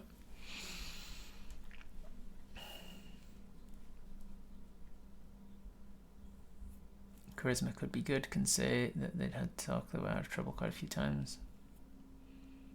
Will the audience get the character sheet in advance? I mean, yeah, I'll put this up on my Patreon and stuff, and then post it to my put it up on Patreon, put it up on Discord, and be like, this is the character sheet that you'll be playing. But people who are turning up that don't know Twitch Tales and aren't in my community wouldn't get the thing in advance. Poison is good, just be really good at one thing for a 1 hour game. That's probably smart at Center House.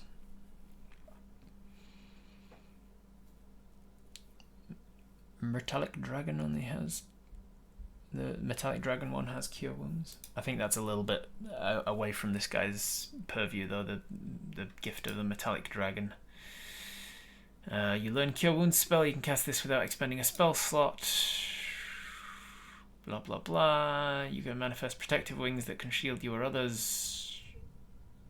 When you or another creature you can see is hit within 5 feet of you, you can use your reaction to grant a bonus there, AC equal to your proficiency bonus, a number of times equal to your proficiency bonus.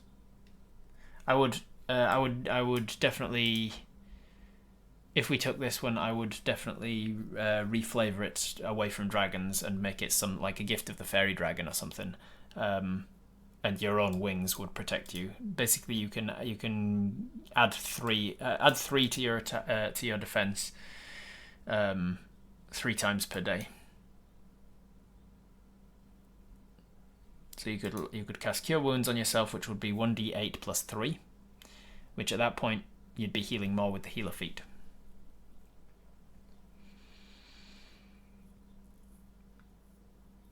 And we haven't decided that we have to get a feat, by the way. Like, we could still go Dex plus 2. So let's put this to a poll. Dex plus 2. If we take... no, let's put it to 2 different polls. The first one is just, do we take an ASI or a feat? If we take an ASI, the next question will be, is it Dexterity or Charisma or Constitution that we want to increase? Because those are the 3 obvious ones. And if it's a feat, I'll narrow it down to like the ones that we're thinking about, which keep coming up. The Poisoner feat and the whatever. We have 44 hit points, I think. That's not bad. Yeah, we haven't done hit points yet. We'll roll for them. Manage hit points. So we would get a D8 at first level. I max out my hit points at first and second level. So 8 to 16. So you'd get 16 from your regular and then 5 times 2 from Constitution, so you'd get 26. 26 plus 3d8. 26 plus 15 average. So we'll roll 3d8 and we'll see what your hit points are.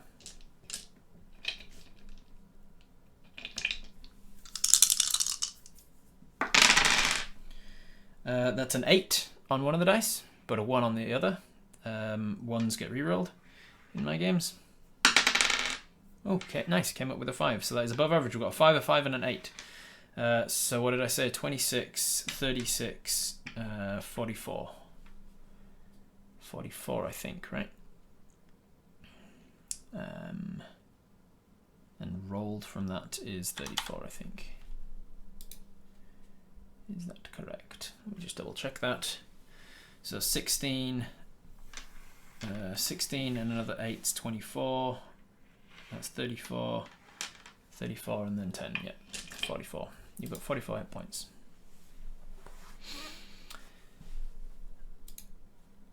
Ability score improvement. So we are going to put it to a poll. Just thumbs up, thumbs down because it's a binary option. Thumbs up for ability score improvement. We just increase one of our modifiers. It's nice and simple, less to keep track of for a 1 hour game. Thumbs down for a feat. Thumbs up for an ASI, thumbs down for a feat. Ooh, shit. This is hard to tell. We've got evened at that point. We are 1 up on the yeses at that point. Nope, we're even again. Even again, even again, even again. We are 1 up on the yes currently. That is very tough. We are 2 up on the yeses. All right, this is going to have to go to an actual poll because it's way too close to call. All right, with 60%, well, 59% of the vote, we are deciding on taking a feat. Bing. All right, so now we're going to choose the feat. So what were the options? We are choosing between the feats. We're choosing the Poisoner feat. That was one of the options that kept coming up. What were the other options that people were talking about? The Healer feat. Poisoner feels right for this character. We could definitely lean into the Poisoner feat. Alert, yeah, Alert feat was coming up a lot. Keen Mind came up a couple times. We've got one more if I'm going to put it to a poll here. Poisoner, Healer, Alert, Keen Mind, Fey Touched. Those are the 5 options. All right. Poll. All right. Nobody got above a majority, so we're going to go again. It was mainly tossing up between Poisoner, Alert, and a little bit of Fey Touched, but if I dropped off Healer and Keen Mind, it would not have been enough to get the... So even if everybody who voted for Healer and Keen Mind voted instead for Fey Touched still wouldn't have got a majority, so that's going to go as well. So it's going to come down to between Poisoner and Alert. All right, it was a close call, but with 56% of the vote, we decided to take the Poisoner feat. Alright, so with the Poisoner feat, that will give us some extra poison shit for our weapons. I will make sure to give you the chance to use that to great effect during the game. I'll definitely include some herbs and poisons and stuff for you to pick up and craft quickly into a poison.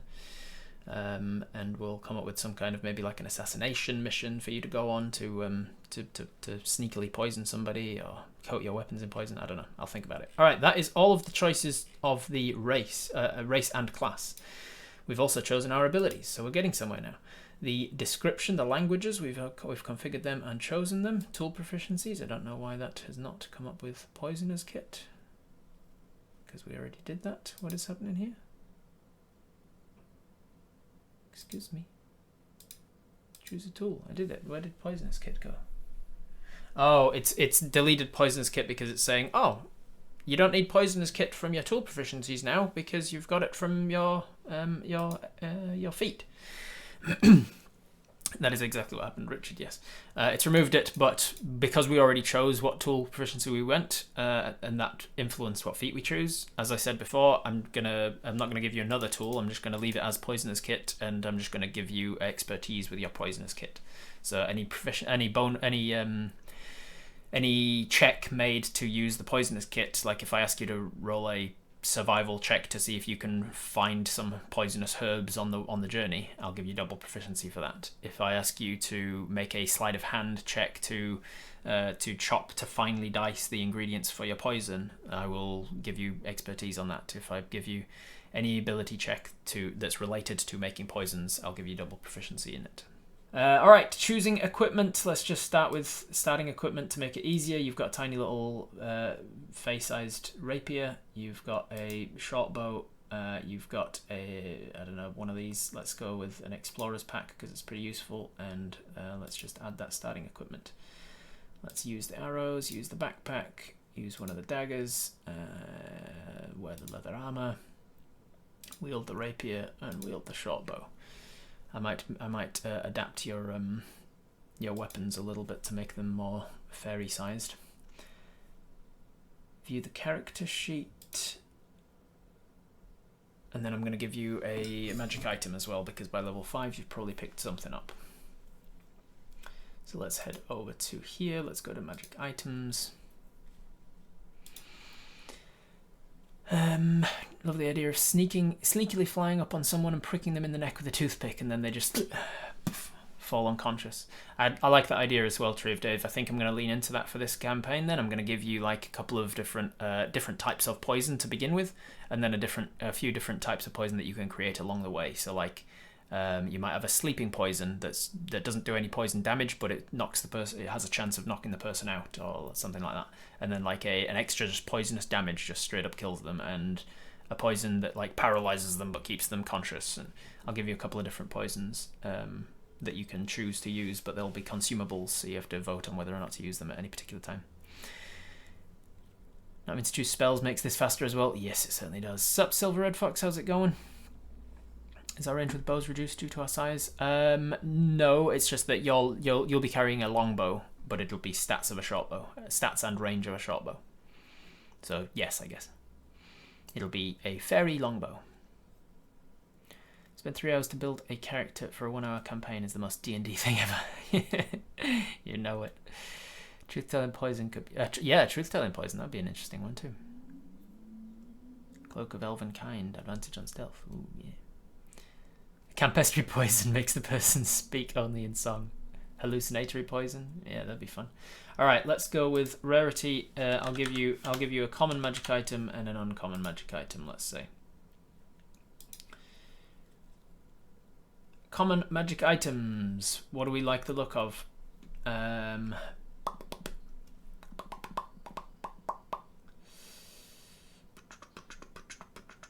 Charlatan's Die.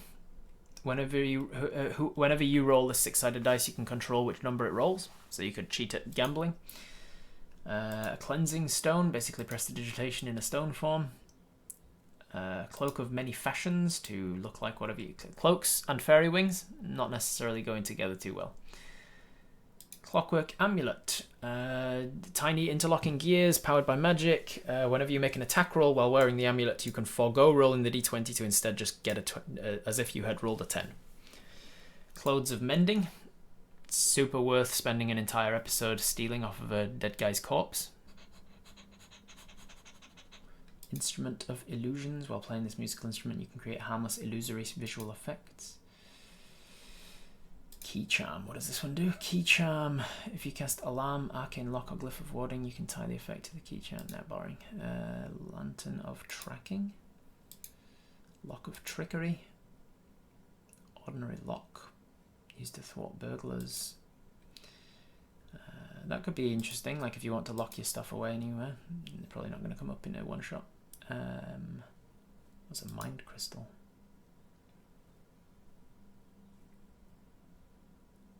Subtle. You cast the spell without any somatic or verbal components for this casting. If you're going to be casting a spell. You're not going to be casting spells though, you're not a spellcaster. Moon-touched sword. In darkness, the unsheathed blade of this sword sheds moonlight, creating bright light in a 15-foot radius and dim light for an additional 15 feet. That could be useful. Just a little bit of a light source of light for you, because you don't have dark vision as a fairy, I don't think. Mystery key, 5% chance of unlocking a door. Orb of direction, always know which way is north. Orb of gonging. Makes a gong sound, a loud gong sound. 6 seconds apart and can be heard out of a range of 600 feet. So it's good for like dropping down a pit to see how far the pit goes, or like for distracting somebody or telling somebody where you are. Orb of Shielding. What does this one do? If you're holding the orb when you take damage of the type associated with the orb's material, you can use reaction to reduce the damage by a d4. So I would roll to see which one you've got and reduce the damage of that type by a d4. Anytime? Uses your reaction. Yeah, uses your reaction. So as a reaction, you would use your you'd use the orb to shield yourself a little bit. Glowing or emitting light with a weapon would surely ruin stealth. Well, yeah, but I mean, in certain circumstances, you want to be able to see where you're going. Bag of Holding looks like it's going to be our uncommon item. Yeah, with your terrible encumbrance, probably. Perfume of Bewitching. Tiny vial contains magic perfume enough for one use. Advantage on all charisma checks directed at humanoids of challenge rating 1 or lower. Subjected to the perfume's effect and not aware they've been influenced by magic. Advantage for 1 hour on charisma checks. Pipe of Remembrance. Smoke. Blah blah blah. Reenacting things. Pole of Angling. It's just a fishing pole. Pole of Collapsing. Tiny pole that becomes a big pole. Pot of Awakening. Oh yeah, this is the ordinary. You plant a shrub in it and it becomes an awakened shrub. Pot of Awakening could be fun just to have used in the past, and you've got a little awakened shrub that just kind of follows you around. Potion of Climbing. Climbing speed. You don't need it. You've got wings. Potion of Comprehension. Comprehend languages for an hour. That could be useful. Potion of Healing. Just start off with a healing potion. Potion of Watchful Rest. You can gain the benefits of a long rest without having to actually sleep. Pressure Capsule. Don't need to worry about that. Rope of Mending. You've got a rope, but it can mend itself. Shift Weave. Clothing that can make itself look like whatever you want it to. Very like almost guaranteed, almost a requirement if you are going to play as a changeling. You want to also have Shift Weave, because otherwise you're changing your appearance to look like whatever you are, but you're also dressed in the same clothes every single time. And so having Shift Weave, which is clothes that can just change itself into other clothes, that'd be very useful. Shift Weave was used to great effect in my pirate game that I ran on that I played on Dead Aussie Gamers channel, where I was a captain of a pirate ship, and I had like 5 different uniforms that I would switch between depending on whether I was like in the middle of a battle with somebody and I wanted to look super intimidating, and so I had a super intimidating like plague mask and stuff. And then when I wasn't in battle, it would shift back into a tricorner hat. And then if I landed and had to go to like a ball, I had like a gown that it would turn into and stuff. It was very fun.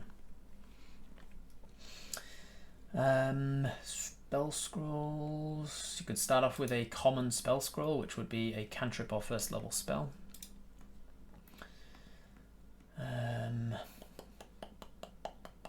Staff of Flowers. Just create a talking doll. Everybody loves talking dolls, right?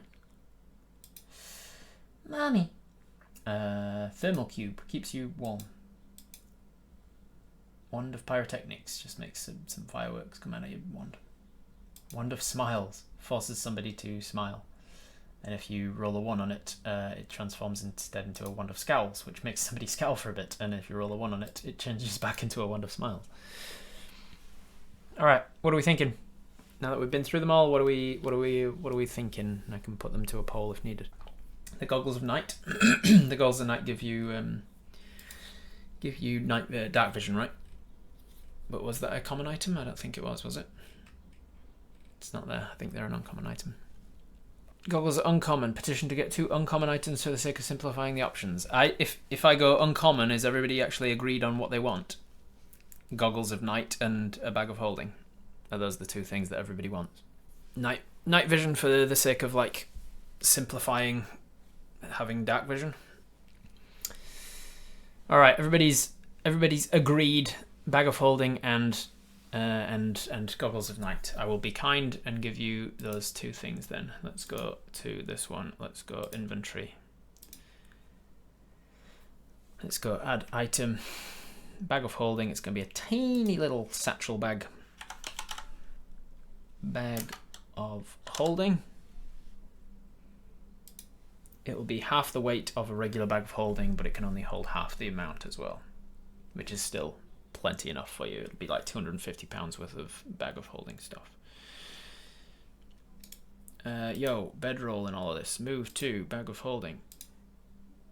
Mess kit, move to bag of holding. Rations, enough for however many days, bag of holding. Rope, move to bag of holding. Tinderbox, move to bag of holding.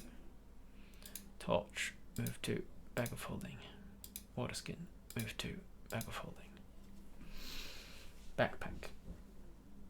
Backpack, delete it. We don't need a backpack and a bag of holding.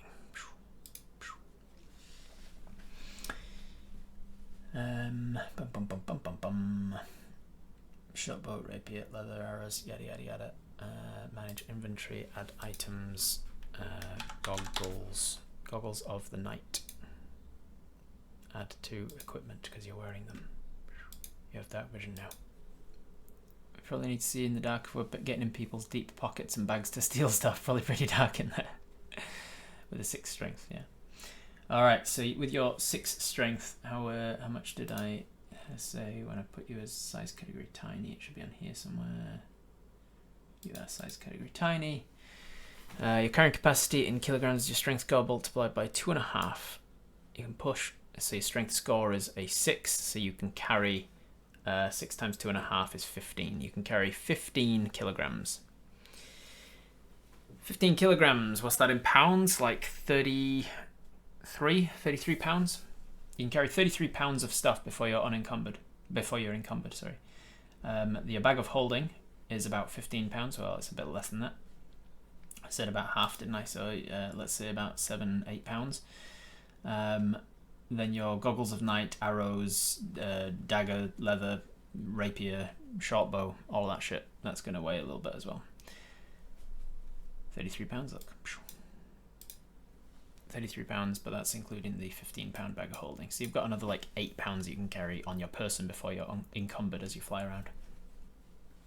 Quick Napper, what's his mini power level? It's over 9,000! Probably need to optimize some of what's being carried. Why 2 daggers? Yeah, chuck one of the daggers into the bag of holding. Eh? It's a spare backup dagger. And I'll customize some of the weights because you're carrying tiny versions of things. It's going to only be 5 pounds. There you go. And your dagger is basically a short sword. I'm going to customize that by naming it a very short sword. There you go. And then it does the damage of a dagger, but it's a very short sword. Your rapier is like a very long sword. Rapiers should be doing D8 damage, so I'm going to actually reduce. Let's see if I remove that. If I remove the rapier and I give you a short sword instead, it should be doing the regular damage. Just a short sword, add it to equipment, wield it, but call it a fairy rapier. There you go. Short bow, rename it as a fairy longbow. There we go, look, leather. Gonna rename that fairy leather because it's fairy leather. It sounds like it's leather made of fairies. And thieves' tools. Cool. So that's the weight of the stuff you're carrying. You've got a few pounds left. Your bag of holding as well. I can probably customize the weight of the bag of holding down to 8 pounds. Let's go 7 pounds. And it's carry capacity weight override. Its capacity instead of 500 pounds is 250 pounds. There you go, look. Didn't realise that would be quite so easy to do. Fairy bag of holding. There you go, look, nice. Carrying 19 pounds worth of stuff. Oh, also, I said I'd give you an extra armor class for being tiny. additional miscellaneous bonus +1 from being tiny size. That's not bad. That's not bad at all. By this point, you'd probably be in studded leather, wouldn't you? Manage inventory. Just realizing you should. Oops, no, not custom. Thank you. By this point, you should be in studded leather armor. You would have had. You would have had that as an option. Let's get rid of the fairy leather. Delete it. Studded leather. It's only half the size, half the weight. 13 halved. Let's round down. 6 pounds. Call it fairy. Studded leather. There you go. Which means you'll have 16 armor class. That's good. Okay, it's not bad. Whereas it'd be bad to being small and fast. Yeah, hence the increase to your armor class. Initiative only a +6. Yep, and that's a good initiative. Only a +6. That's a good initiative. You're getting +3 from Dex and +3 from Charisma. Normally, without being a swashbuckler, you'd only have a +3. You didn't take the alert feat in the end, so you don't get your +5 from alert. £1 miskit's pretty big for a fairy. Yes, don't worry about it. I'm not looking into the minutiae of your carrying capacity of things for this game. I'm just doing this because I'm a dork. 0.5. There you go. All right. That is, I think, your equipment all done. You've chosen your 2 starting things. You've got nothing that you need to attune to. You've made all of your choices. Wonderful. Now let's talk about the character. Mechanically, we've got our character created, but let's talk about the description and such. Shall we start with gender? Are we male? Are we female? Are we non-binary? Are we gender fluid? Are we something else? What gender are we thinking for this character? Ouch. Oh, listen to that cracking.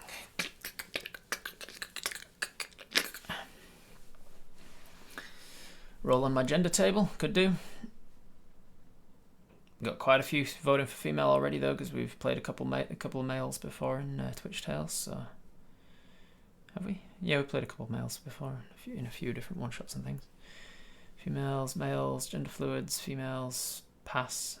Gender fluid seems right for an audience operated character. Agendered, asexual. Asexual is sexual preference. I'm not asking about sexual preference, I'm asking about gender identity. Looks like the females have it. Females is definitely coming up more often than any of the other options, so female it is. We are going to be playing a female fairy. Where is it? I thought it was on here somewhere. Oh, there it is down the bottom. Female fairy. Let's go next with let's go size category. That should be tiny. I don't know how to change that. Alignment. Interesting. So as a fae, you don't really have to stick to a particular category of alignment, because you use different alignments with fae creatures, but for help role-playing and for help remembering who the hell we are, this will be a good rule of thumb. Alignment is descriptive, not prescriptive though, so like just because you're lawful good or chaotic evil or whatever, it doesn't mean you have to act certain ways. You can act however you want, and then over time I can decide if you're actually one thing or another. What were people thinking for alignment? The lawful to chaotic scale, by the way, is nothing to do with law. It's poorly named, probably. Lawful to chaotic is more about like your own personal morals and your own personal, not morals, it's your own, morals is good and evil. It's your own personal code of conduct.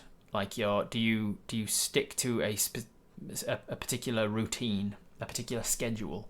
Are you always following a particular mantra? Chaotic is like you're spontaneous and you're flighty and you're unpredictable. Lawful is like you're a predictable person. You will always predictably act in a particular way. Lots of chaotic neutral, true neutral, chaotic Chaotic neutral will rob you, poison you, but will look after your dog afterwards. A lot of chaotic neutral coming up, so I think we're going to go with chaotic neutral just as a rule of thumb. Again, don't have to go by that, but it helps people to know. Lifestyle, don't need to worry about that shit. Hair, skin, eyes, height. Let's go with height first. As I've mentioned, somewhere between half a foot and a foot sort of range. How many inches tall are we? Do we want to be on the taller end of a fairy and be like a foot tall? Or even just over a foot? Do we want to be on the shorter end of a fairy and be like 6 inches tall? Teeny, small, tiny as possible. 18-inch. 1 foot, super little. 10 inches, just under a foot. Interesting. Okay, let's put this to a poll. Let's go with question height. Now our body build is we've got a +2 to Constitution, so we are hardy. We can take a punch and keep on coming. So we've got 44 hit point. Like we're pretty tanky. That usually in my mind tells me that they're a little bit stockier build. Like maybe they've got more guts to them and stuff. But it doesn't have to be that per se. It could just be that the hit points are accounted for by like your luck and your ability to dodge out of the way of things and stuff. And it doesn't have to be stocky necessarily. But I do usually look at the stats and think, okay, dexterity is really high, strength is really low, so you're quite a wispy person. So you might be like quite a thin, scrawny build, but like really lithe and flexible, kind of like a contortionist sort of thing. It just influences it by looking at the 3 physical stats. Height, let's go for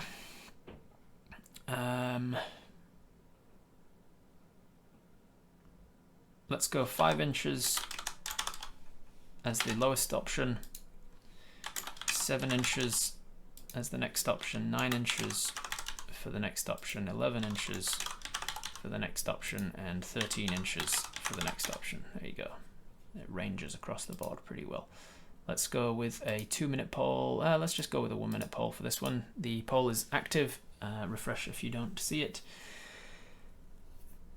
Yeah, let's see, how tall are you? What is 5 inches? 5 inches is 2.5 centimeters per inch, right? So 5 times 2.5 is 12.5 centimeters, which is about that. That's 5 inches. Flittering around 5 inches tall. That's 5 inches, so that's another 5 inches, so that's about 9 inches. So your fairy would be as tall as my water bottle if you were 9 inches tall. Stab out. Flittering around, and somebody can have to hit you with a sword. Alright, how's it looking? Oh, we've got an over 50% majority on the first thing. That's a rarity around here. We've decided to be as small as possible. We are tiny. We are a 5-inch tall fairy. We have lent into being as small as possible. Alright, we are 5 inches tall.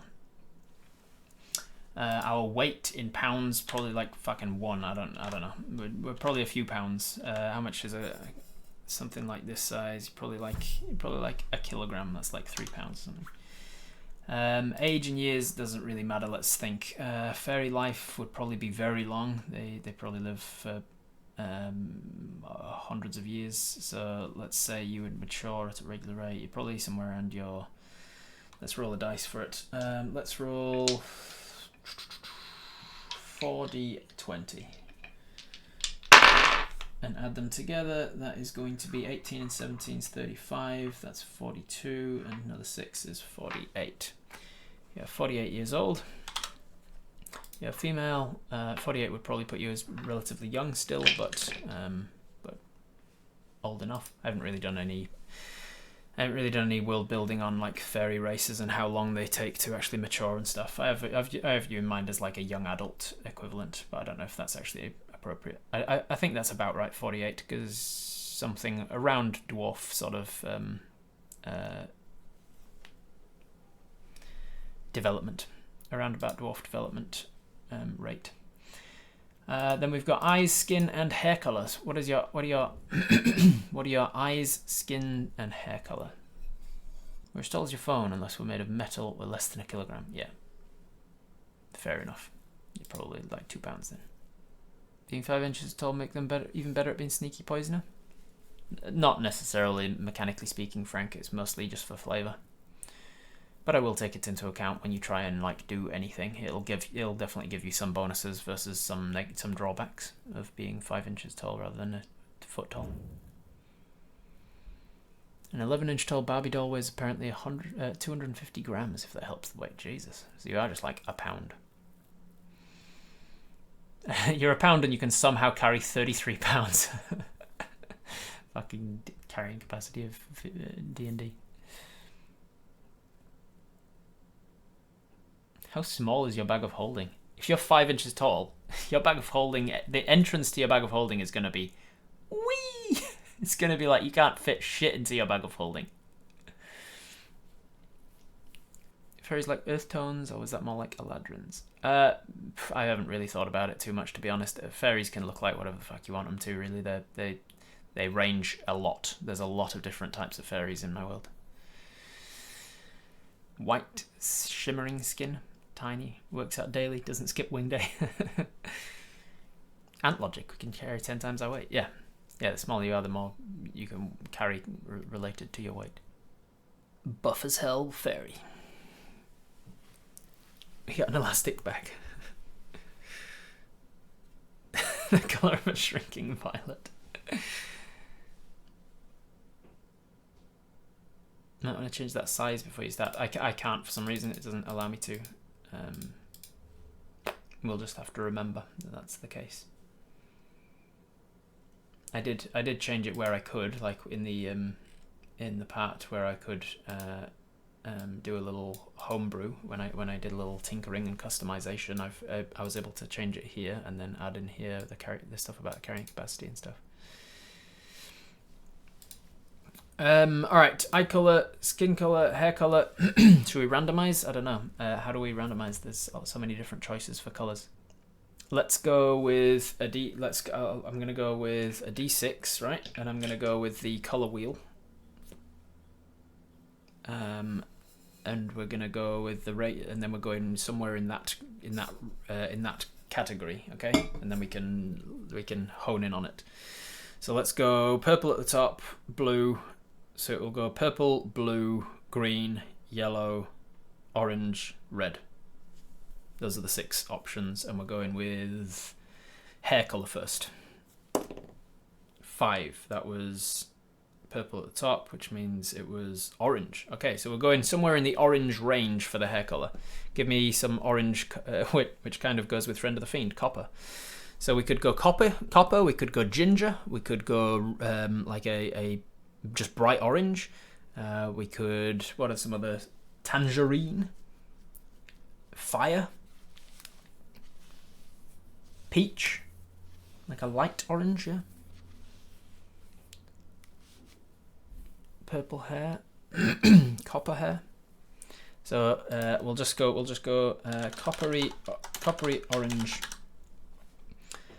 Alright, then we're gonna go with let's go eye colour next. Eye colour sim chart, and we'll see how it goes. 5 again, so we've got orangey eyes as well, fiery eyes. Fiery orange eyes. And then the skin colour.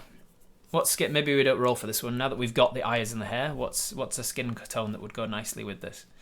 Just in case anybody wants to do artwork for it or anything. Orange skin. I'm starting to see where the abyssal came from. Yeah. Blue skin, just like completely like against the orange, like contrasting color. Lilac skin. A random color generator link. I don't necessarily want to randomize this one though, Sparrow, because now that we've got the hair and the eyes, people might want to make a decision. Super pale, make them like a Scotsman or an Irishman. They're super pale but with ginger hair. Alright, have we got any kind of consensus? What do we feel like? Green skin, orange hair is just a reverse Oompa Loompa. What are we thinking? So we've got pale, we've got green, got blue, we've got purple, we've got literally every, like all of you haven't come up with any kind of consensus. So let's go with another randomizer. Actually, now that we are going back to randomizing, we can go with Sparrow's random color generator. Random color generator. Create a random color. Go. Ugh, that's gross. That's the fucking rankest, like a dark green blue. Ugh. Nah, I don't like any of these. This is terrible. All right, back to my D6. 6. Okay, so that was after orange. It was into red. So slightly redder skin, and then we'll go. Do we want pale red, like a light pinkish red, or do we want like a dark red, or like a blood red, or like what sort of?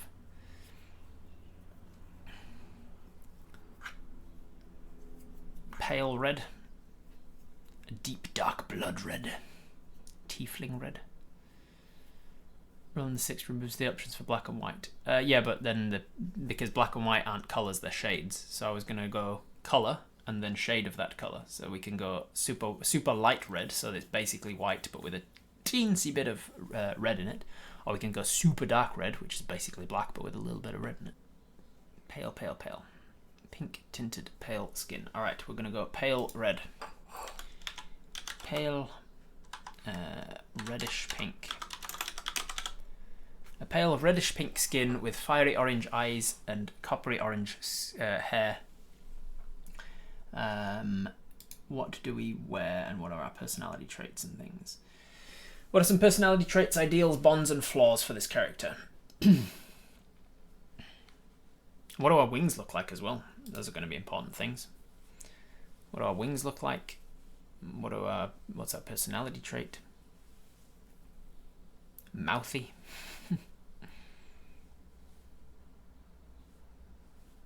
Super light with freckles. Yes. Okay, we'll go with freckles as well. Skin. Pale reddish pink with freckles.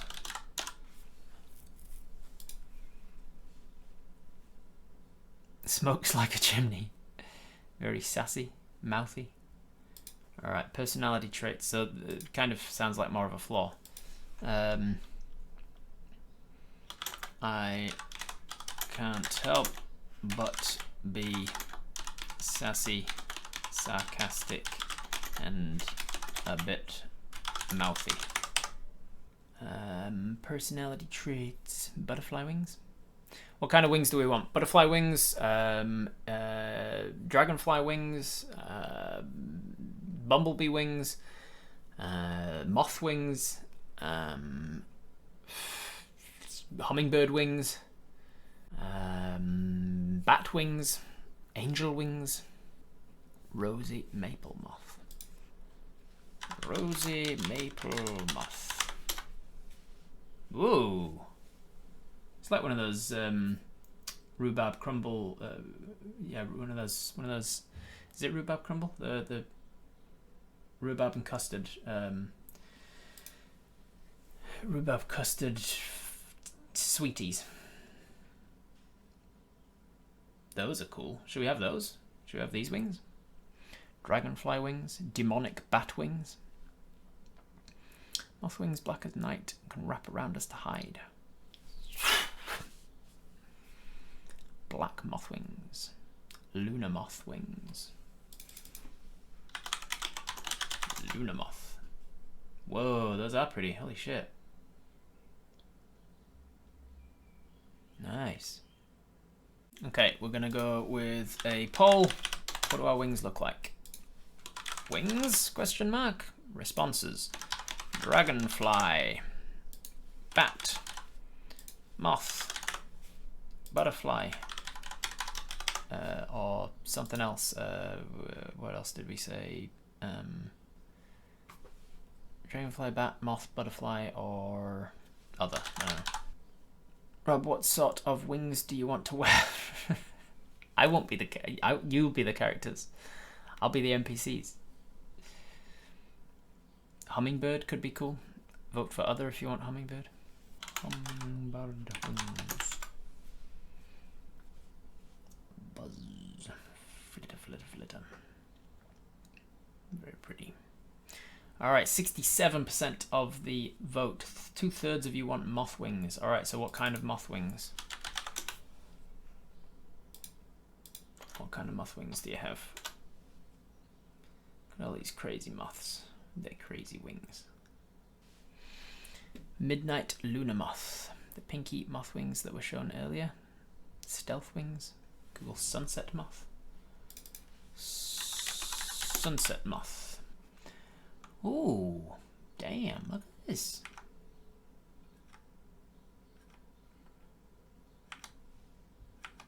Those are pretty.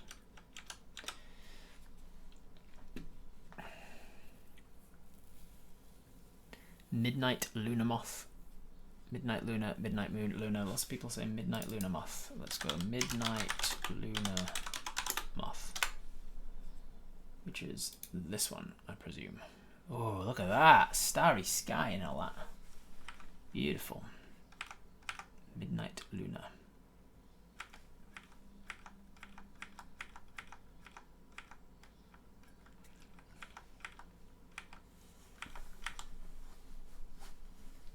So these are the actual Luna Moths by the looks of it.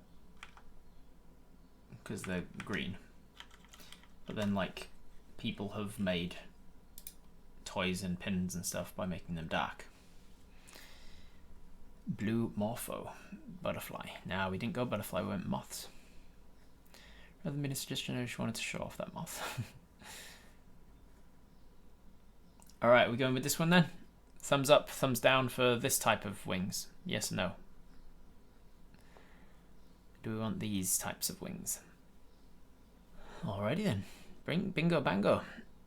Any artists in the chat, if you feel like it, if you are so compelled, before PAX Australia, it'd be great to have some artwork from of this character. We have some coppery hair, some pale red skin with freckles. These wings, we are 5 inches tall, got fiery orange eyes.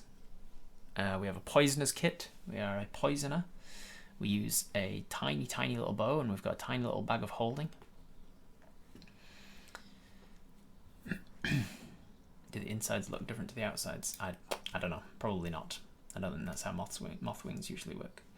All right. Appearance information. Dark blue, almost black. Moth-like wings.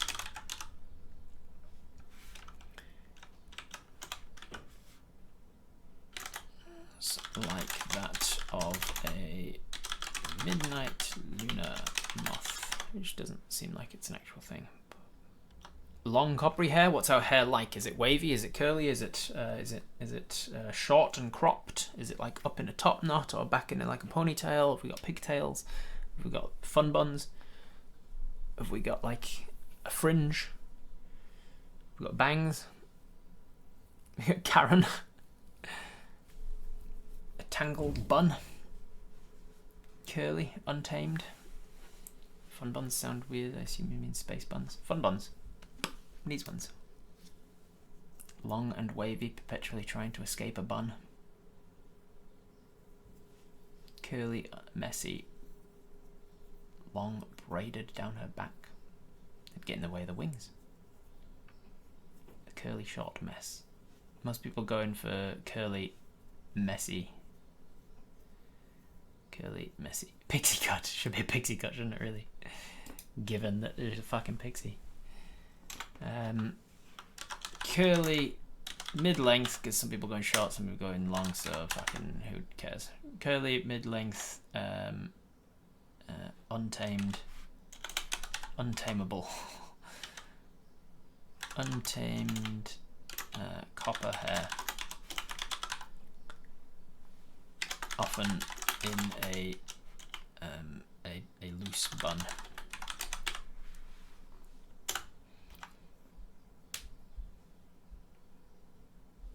What sort of clothing do we wear?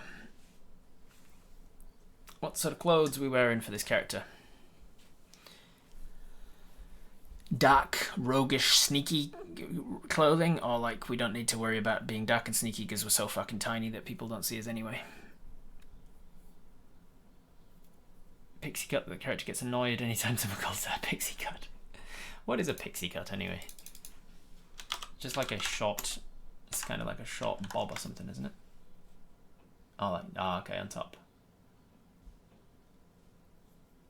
Right. Don't need the items anymore. Don't need that pull up anymore. Don't need that one anymore. Still, I'm going to keep that up because I'm going to watch it later. Races. All the races. Pirate costume. Pirate made of plants. Pirate costume. A pirate-like outfit made of plants. Trench coat. Real PI look. Wooden scale mail. Trousers and a wee top with no arms. Sleeveless. Sleeves are for...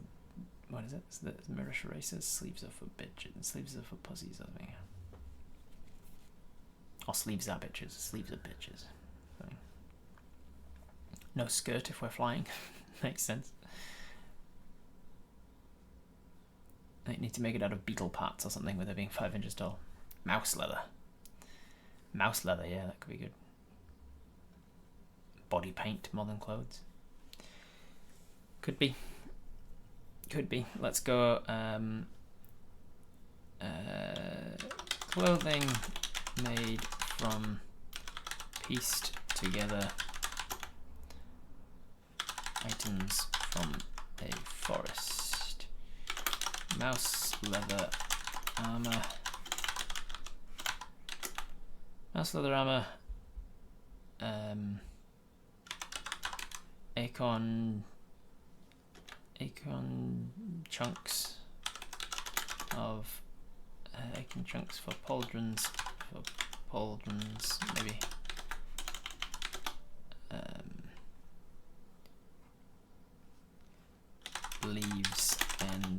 Leaves and vines for fabric, all dyed with various berries and flowers.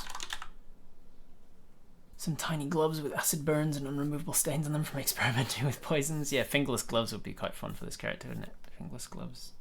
Protect the hands, the body of the hands. Some kind of bodysuit that fits is so aerodynamic and not likely to get things caught while sneaking into things. Alright, well I'm not going to go into too much detail. You can decide for yourselves if you are inspired to draw this character. You can make them look like whatever the fuck you want. Is that not what pauldrons is? Am I misspelled pauldrons? I feel like a rogue fairy cosplaying as a moth could get away with a lot. Yes, probably. All right, last thing to decide. We need to come up with some bonds, ideals, and personality traits. Bonds.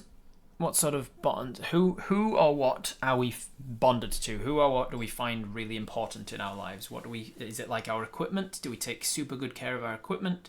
Is it like a family member that we really care about a great deal? And is it like a location, a tavern that means a lot to us? Do we work for someone there? Do we work for someone? I'm going to decide on what your tie to any sort of archfey is and let you know. Let's work for Merry Gentlemen. That's my decision, not yours, Spur. The bond could be up to you if we decide to link them to an archfey. Yeah, but you don't need to necessarily be bonded to that archfey. Like you would be indebted to them, or you'd be serving them, or you'd whatever. But you wouldn't necessarily be. They wouldn't be a bond. This is more about your personal choice and how you feel about things. Is there something that you care about a great deal? Something, someone, somewhere.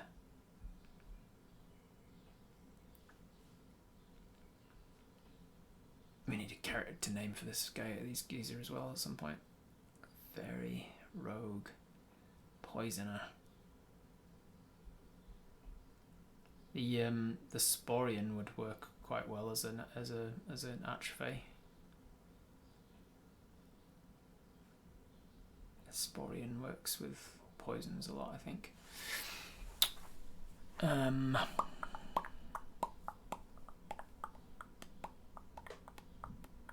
Who are you? Who is this person? Why are we poisoning people? Yeah, what is your background? What is your backstory? Are we just focused on seeing how stuff affects people for science? Yeah, maybe. Are you just curious? How do you know Abyssal? What are we? Have we got any sort of consensus coming in on that?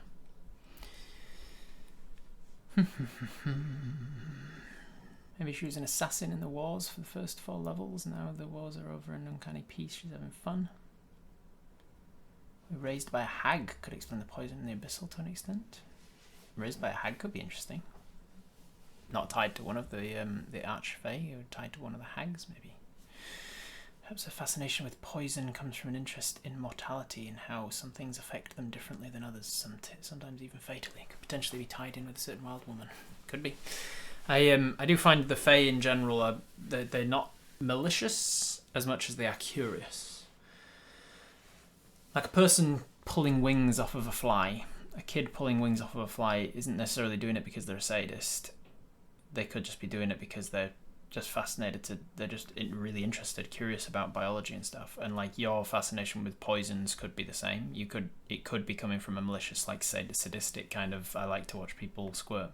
But it could also be that it's like, I like chemistry, and I like the interplay between chemistry and biology, and I'm just curious as to like, how long does it take for a person to bleed out? How long does it take for this poison to take effect? What are the extents of what I can do with poisons? I can put them to sleep. I can slow their heart rate down. I can make it look like they're dead. I can actually just kill them. What are the different? What are the limitations? If I give this poison to that person, it seems to affect them differently than if I give it to this other person. It's interesting.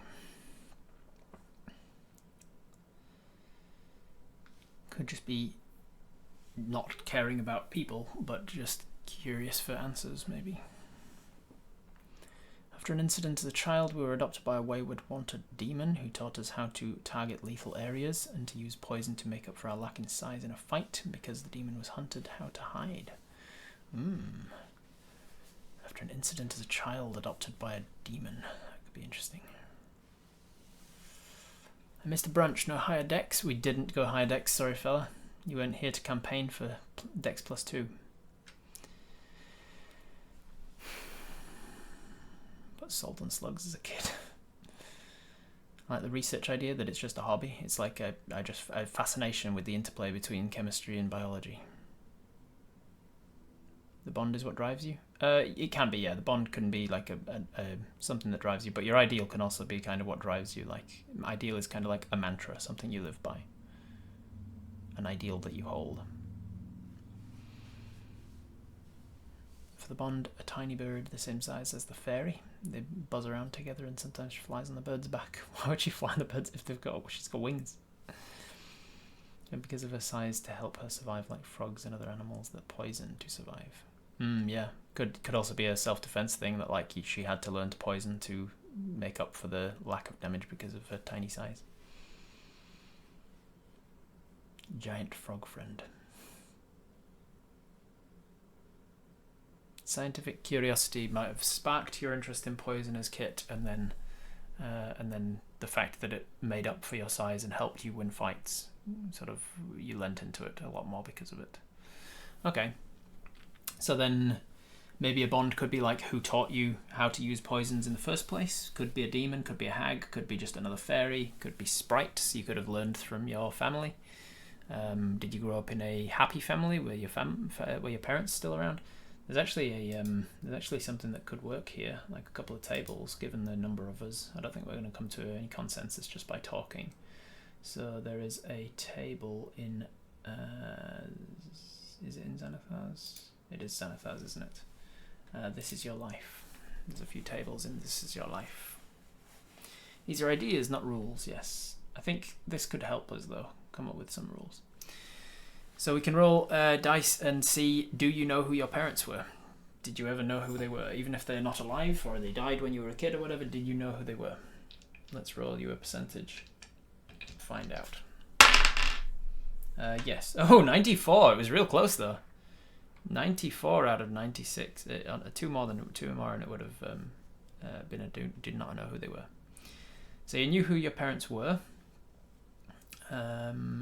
Tieflings, half orcs, none of those. You're not half race, so we don't need to worry about that stuff. Your birthplace. Let's roll a birthplace and see if we want to change this after we've rolled it. I feel like that should have a you know who one of your parents was. Yeah, you know who your parents were. Yeah, it should really, shouldn't it? I think it's included in this category because later on you can go into like what was your mother, what was your father. Alright, birthplace, we've got a 53. 53 would be a home of a family friend. Does that make sense to you? Do you like that? Do we want to re-roll it? We were born in the home of a family friend. Our birthplace was the home of a family friend. I think that's fine. That nothing strikes out at like super weird about that. The village healer, yeah, could be the village healer. Could be like a family of fairies that like a whole village of fairies maybe. Yeah, all right, let's keep that one.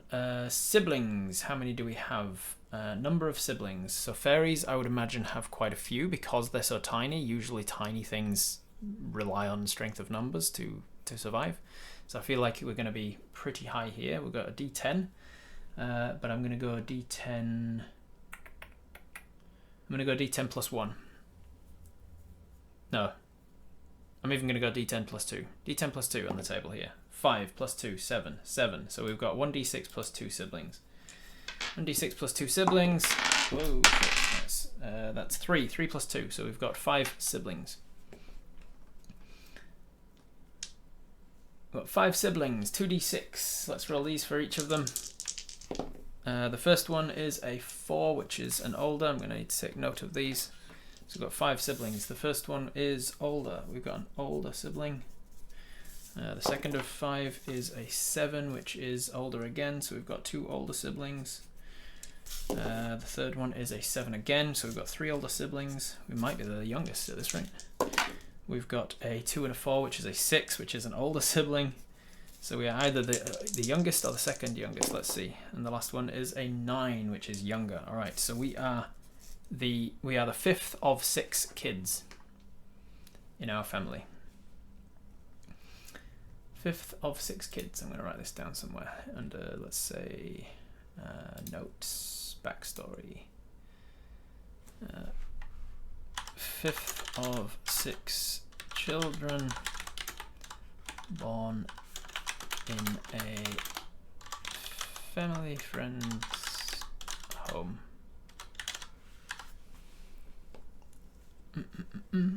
Okay, let's go back over here to the table. Family. What is this one? Who raised you? What was your life like growing up? Family and the lifestyle and such. This is who raised you? Your mother and father raised you, single mother raised you, single father raised you, adoptive family, paternal family, guardian, orphanage, temple, or institution raised you. So this is like a who raised you. Who raised you? Who's your mum? That's a 42, meaning of life and everything. That is a single father or stepfather raised you. So single father raised you. Raised born in a family home, raised by single father. Could be interesting. Could be an interesting question as to why. The absent parent. Why were they absent? Let's roll a d4 and find out. 1, they died. We'll roll on the cause of death. Cause of death. Where is it? Cause of death. Jesus, come on. Life events, secondary tables, here we go, cause of death. Oh my god, supplemental tables there, so cause of death. What killed our mother? Number 1, unknown. Unknown cause of death for our mum. Raised by a single father after mother died to unknown causes. If poison is one of the options, this could get awkward. Murdered was an option, killed in battle. We can just choose one of these if we think one of these actually works better. She was torn apart by an animal, consumed by a monster, executed for a crime, hit by a meteorite, just natural causes, an accident unrelated to their class or occupation. But yeah, I think the unknown, maybe they suspect poison. Maybe that's why we got into poisons, because we were like, we need to learn more about poisons. We need to know what killed our mum. Poison would explain our obsession with them. Yeah, okay. So should we say that due to unknown causes suspected to be poison? All right, love it. Okay, back up to where we were. And this is a long page. Absent parent, family lifestyle. How rich were we? How wealthy were we? How well off were we? Let's go 3d6s. That is 7 total. 7 was poor. So we're a relatively poor lifestyle. We're going to get a -10 to the child at home. Relatively poor. Makes sense. He had 6 kids to raise. Grew up relatively poor in a child at home, -10 from the poorness. That is 96. Somehow we got a pretty decent house. So 96 would have been a mansion, but because we were poor, it's downgraded to a large house. Grew up relatively poor, but in a large house. So why did we have a large house? Why were we wealthy enough to afford a large house if we were relatively poor? Maybe we were wealthy before the mother died. We had the house. It was already paid for and that, and then she died, and my father couldn't really keep up with the payments. So I don't know. Fairies don't care about money, probably. Yeah. Maybe the mother was wealthy. Yeah, maybe the mother was wealthy. Maybe that's why she was poisoned. Maybe the body dissolved into like a green foam or something, so unknown cause, but now she wants to work out what could have done it. Yeah, and so it's like, work out what the hell poison could have made her dissolve. Because fairies are small, so a large fairy house, small house for others? Yes, yeah, probably, yeah. Alright, that was our child at home. Childhood memories. 3d6 plus your charisma modifier. I've got a +3 charisma modifier. So let's roll 3d6 plus 3. That is 9 plus 3 is 12. 12 is I had a few close friends and lived an ordinary childhood.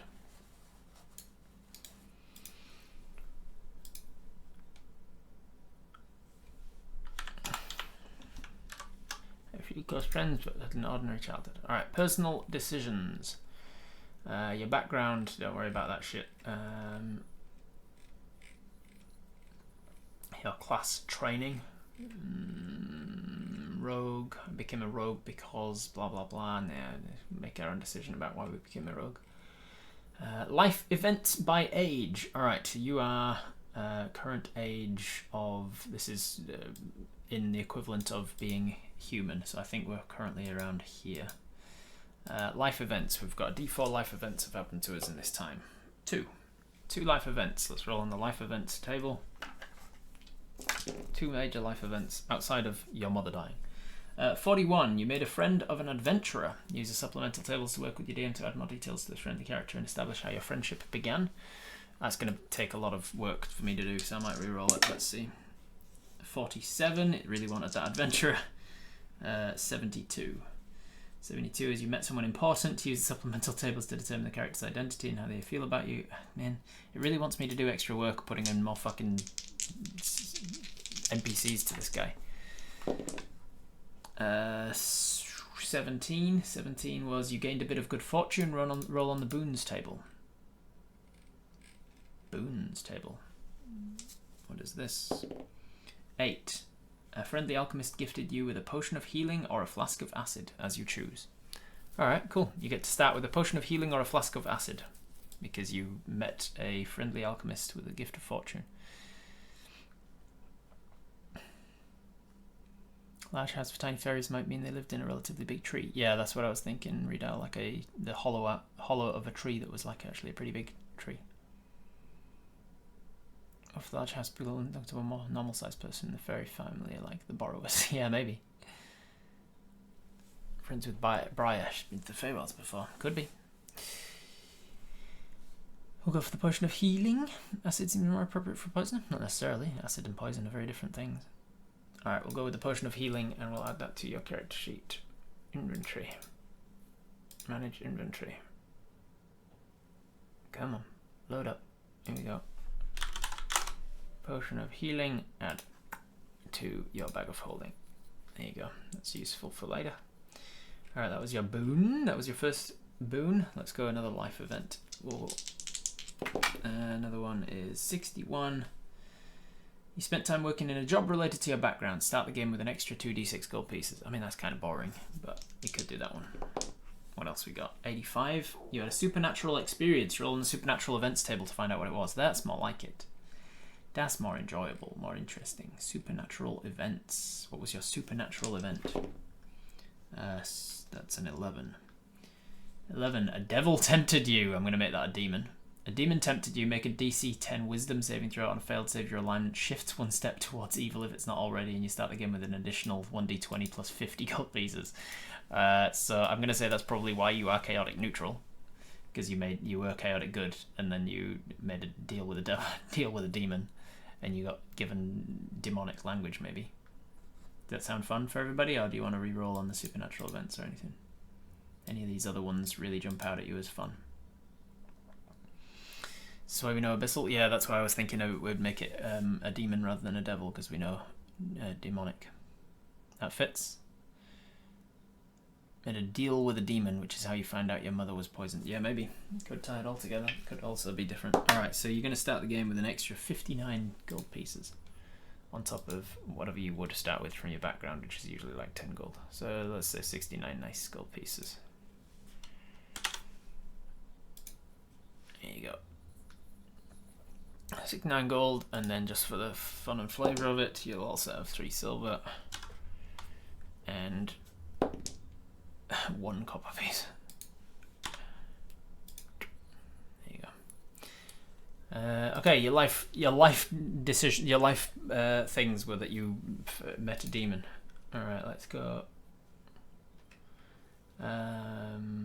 Notes, backstory. A demon who tempted me with something. Learned Abyssal and got some gold.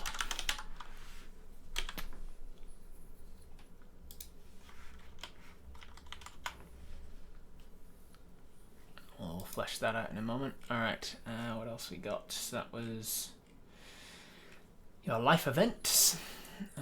Adventures, arcane matters, boons, crime, punishment, supernatural events, tragedies. Tragedies was your mother dying, I think. Weird stuff. Supplemental tables, cause of death tables, class, occupation, race. We could work out the occupation of your father and stuff. Let's work that out in case it informs anything. 53. 53. Farmer or herder. By a single father. Grew up. Father was a farmer. He grew up relatively poor, but in a large house.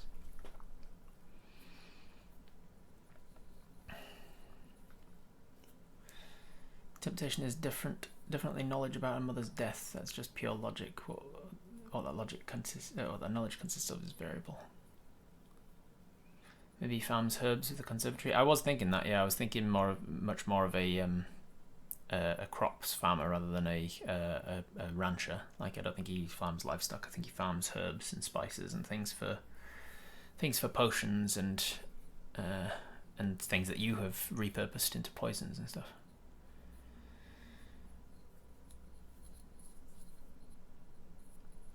Father was a herb farmer. We're relatively popular in a large house. Occupation. What do your older siblings do? And what's your relationship with them? Let's go 3d6 for your siblings. Let's go for the oldest that's a 10. 10 is alive and well. The next one is a 5, which is missing or unknown. So you got alive and well, and you got missing. Then the third one is a 4. Jesus, that's also missing. The next one is 13. 13 is alive and quite successful. Alive and successful. And the youngest sibling is 13 as well, successful. Alive and successful. So we've got 2 older siblings that are missing. And let's see what they are. What is that? What are their occupations? 24. 24 is artisan or guild member. So the first one is a guild member of some kind, maybe. Next one, 58, is a hunter or a trapper and has gone missing while hunting or trapping. None of this might, some of this might not come up in the game. 91, a sailor. Oh, that's interesting, a fairy sailor. Went missing at sea. There might not be anything nefarious to it, it's just like, yeah, people go missing sometimes. 32 is an entertainer, alive and successful, so quite a popular entertainer, quite well known. And then the last one, the youngest sibling, is 29, which is a criminal, alive and successful. Criminal. You've got a criminal younger brother or sister. Let's roll on my gender table, on my NPC table. NPC creator. Open that up real quick. Let's roll for their gender, which is a D10. That's a 3. So for the first one is a cis male. So we've got a the guild member is an older brother. The next one is also cis male, so that is a hunter. The hunter that went missing is an older brother. The sailor is also cis male, so that is another male. That's 3 oldest brothers. 9 is roll on the supplemental table, which is 7 is the gender fluid. The entertainer is gender fluid. Then the youngest is cis male. So you are, let's see, male. So you're probably the only one that was assigned female at birth, because it gives you a bit of unique, fun flavour to you. And then since then, the rest of them identify as male, but the entertainer, older sibling, is just gender fluid.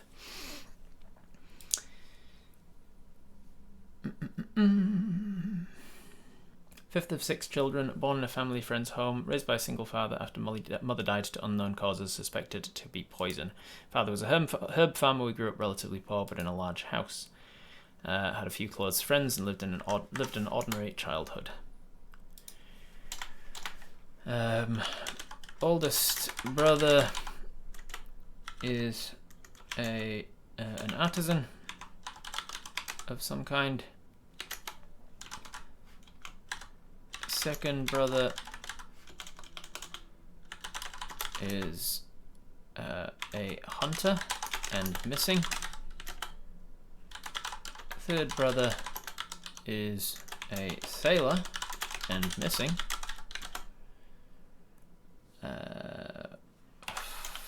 Fourth sibling is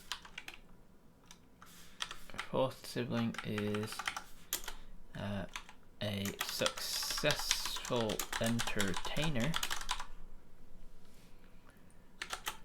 and youngest brother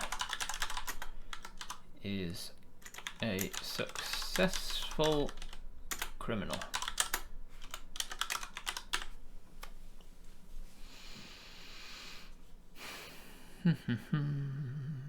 Maybe we can reuse this character again for another special TT. Maybe.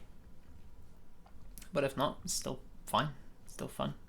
Character will still be in the world afterwards, though. Could potentially get more use out of it later on. Yeah, you could always bump into this character, for instance, as Apis. Rob, woolly aphids, tiny bug sheep. Imagine a fairy farm full of them. It's fantastic. Yeah, like in Grounded. Farming aphids. Wait. This is for PAX? This is for PAX, yes. If she survives the hour, yes, she could easily get to the end of the hour and have died. 5th of 6 children born in a family friend's home, blah blah blah. Once met a demon. I'm gonna name the demon. Who called itself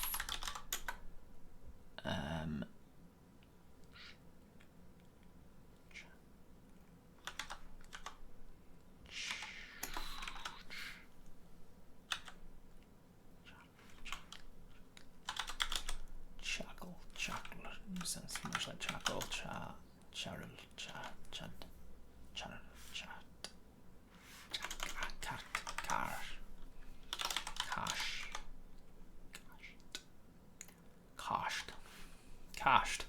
Cached works. Cached. Once met a demon who called himself Cached, who tempted me with something. Who tempted me with the answers to my mother's death.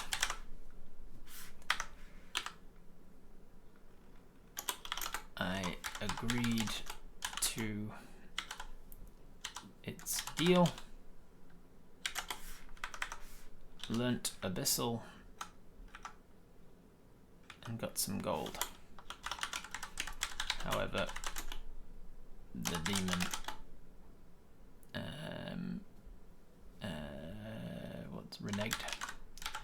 reneged on its side of the deal.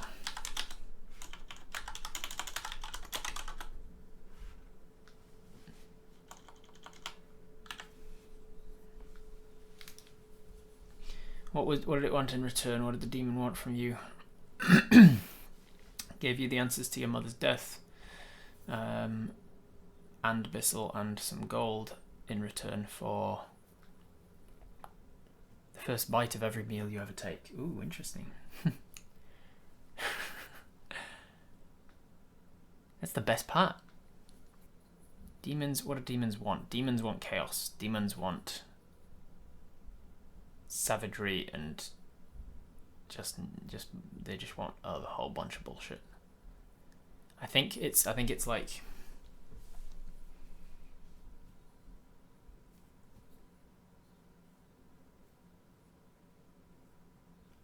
something chaotic, something that would encourage you to poison people. I think the demon wants or needs you to. Needed you as a vessel. The demon can take control of you or something. I can't think what it is.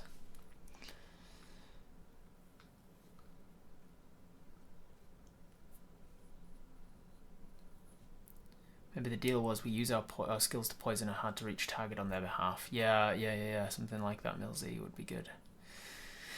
His thoughts, since demons are chaotic and could easily lie in a deal, what if it claimed one of the siblings was responsible for the murder, but it was actually the demon itself who did the deed because the mother reneged on a deal of her own in its demonic opinion? That could be interesting, Redial.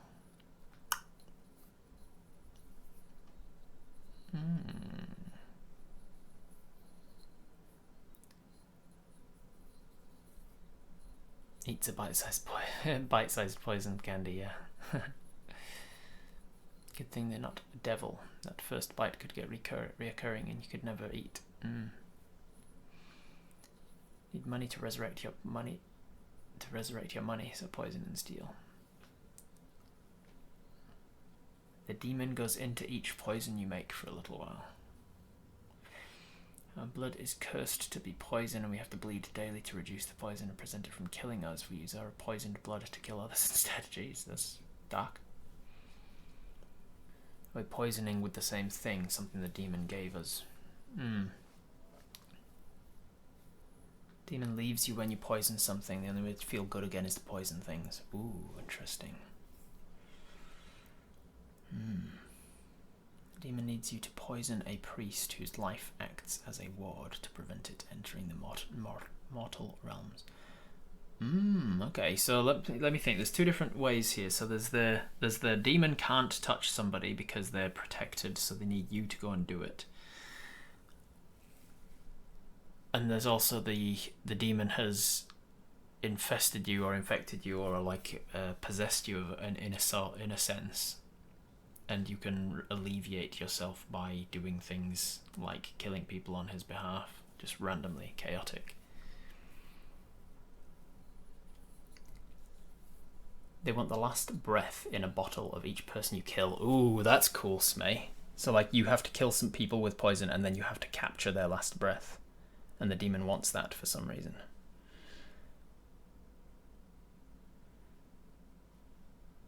Ooh, I kind of like that. There's something there for sure. Like the demon wants you to experience people dying. The demon wants to feel... It wants you to feel people's life leaving their bodies. It's kind of dark for a one-shot, though. It's kind of dark for a one-shot, Smay. I like it. I like the idea, but I think it's not quite right for this one-shot. I don't want to like turn people off from leaning too heavily into dark stuff. Maybe the demon was killed before completing the bargain. I don't think so. The demon wants souls. Every person you kill with poison is trapped in the demon for eternity, even if you accidentally poison someone. Maybe it was a deal made to give somebody something for the rest of their life, and us taking them out is the loophole to end that contract. Okay. So the demon has already. Because the fun thing is, if it's a demon, as somebody alluded to earlier, demons have no qualms breaking contracts. They will happily do so. Most contracts you'll make with a demon are on the assumption that you're making a contract with a devil. Demons will pretend to be devils. Make a deal with somebody who thinks like, if I know anything about devils, this sounds like a really good deal, and they'll offer the moon. They'll offer everything that just has like solid like no loopholes, and it'll encourage people to be like, I mean, there's no loop. Like I can't get this. This seems like a great deal, and there's no possible way for the devil to get around it. And then they'll make the deal, and then the demon will reveal, yeah, but I'm not a devil. I'm not bound to the deals like a devil would be. And the demon will just fuck you up. The demon gave a fairy a poison cookbook science book. What if the poison isn't to kill, but to allow the demon to exact influence on them, like the poison is infused with demon's blood? Ooh, that could also be good, Jack. So the demon gave you a particular type of poison, going back to something that I think Fancy was saying as well. Like the demon gave you your first poisoner's kit, essentially. And from that poisoner's kit, so all of your poisoner's knowledge, all of your poisoner's kit has come from this first vial of demon blood that has essentially turned into your poisoning abilities, and your poisons are more potent than most because they're infused with some essence of the demon. And by poisoning people, the demon is able to have some control over that person, even if they don't die. And if they do die, the demon gets their soul. That could be good. I like that. I think that's it. The demon, everybody that dies through the poisons that the demon gave you becomes currency for the demon. And if they survive the poison, the demon has some sort of control over them. Or they have disadvantage on saves against that demon or something. That could be interesting, yeah. Once met a demon who called itself Kasht, who tempted me with the answers to my mother's death. In return for... who tempted me with the answers to my mother's death and knowledge about poisons. It seemed to not want anything in return, so in desperation for answers, I agreed to its deal. Kasht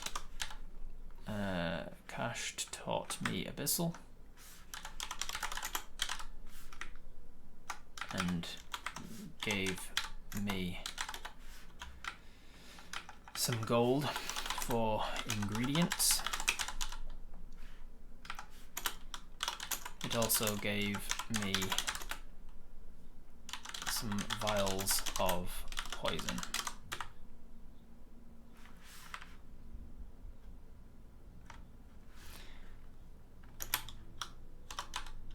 From that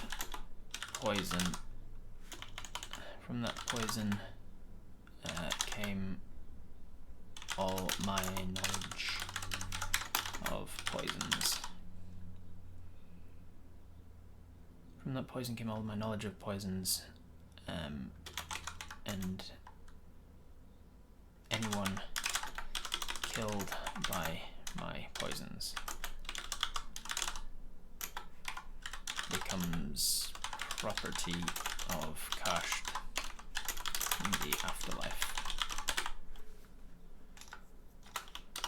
Kasht never gave me information about my mother's death.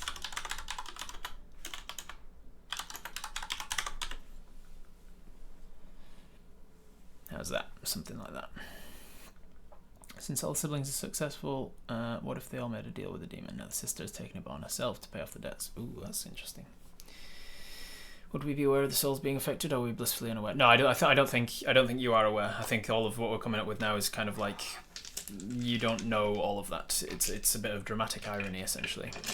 I think you just got given some poisons, and the demon didn't give you the information about your mother, and you're like, well, fuck, that's the only reason I made the... I mean, it's cool that I got poisons now, I guess, and you just don't know that what's actually happening is you're dooming these people to a lifetime, an eternity of being tortured to death by... well, being tortured beyond death by a demon. What if you get a lead for each poison killed? Yeah, I think that's what was promised, Jack Donny, and the leads are just garbage and useless, and things like, your mother was killed not by a bear, and you're like, well, fuck, what? And he's like, technically information, but he's chaotic and doesn't give a shit. Your mother was killed not by old age. Well, I know that. Since it's about soul currency, what if the demon holds the coin that holds the mother's soul, and the final payout after taking down the last target would be the release for soul? Could be. Readout, yeah. Don't forget, we're not going to get into a hell of a lot of all of this in 1 hour. Alright. Enemies, allies, organizations. More about the description. Personality traits, ideals, bonds. Alright, now that we've talked a little bit about why we got into poisoning in the first place, and who we are, and why we're a rogue, and blah blah blah. Let's talk about bonds, ideals, and personality traits. Is our dad upset about our mum's death, and that's why we're trying to investigate it? Could be. Like an ideal or a bond could be like the knowledge of your mother's death, and like the driving force is like finding out about your mother. Bonds. My mother and the information about her death.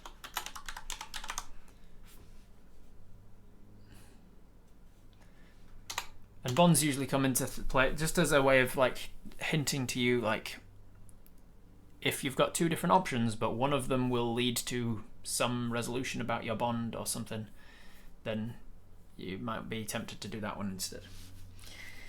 So information about her death could be like a bit of a plot hook for you, maybe. I will solve my mother's death and find my missing siblings no matter the cost, even if others have to pay for it as well. Ooh, that's a good one, Jack Donny. Yeah. Copy and bond. There we are. I'm just going to copy paste exactly that wording. I love it. I will solve my mother's death and find my missing siblings no matter the cost, even if others have to pay it as well. Yeah, I like that. That's a really good example of a solid bond for a character. Ideals. Ideals are more like things that you live by, things like I will never harm a child, or things like I'm vegetarian, or things like the morning is the best part of the day and I never sleep in. Ideals like artwork is the spice of life, and artists should be paid fairly, whatever the fuck your ideal is, it's things of that nature, things you live by. I'd like to offer the name suggestion of larkspur, darkish purple flowers that cause skin irritation if touched, and neuroparalysis and death if consumed. Oh shit, larkspur. That's cool. It's a cool name too. Larkspur. Larkspur. Ooh, it's pretty.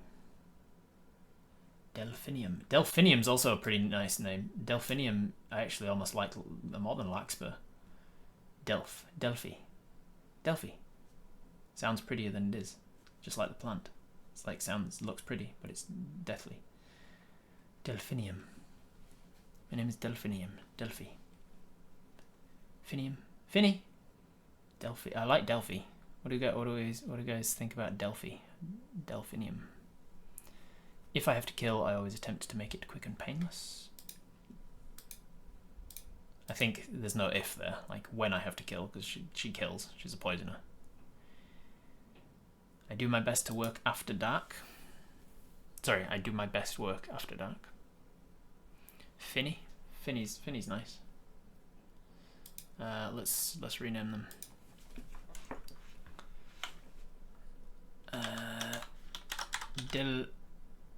Delphinium. Finny. Delphi.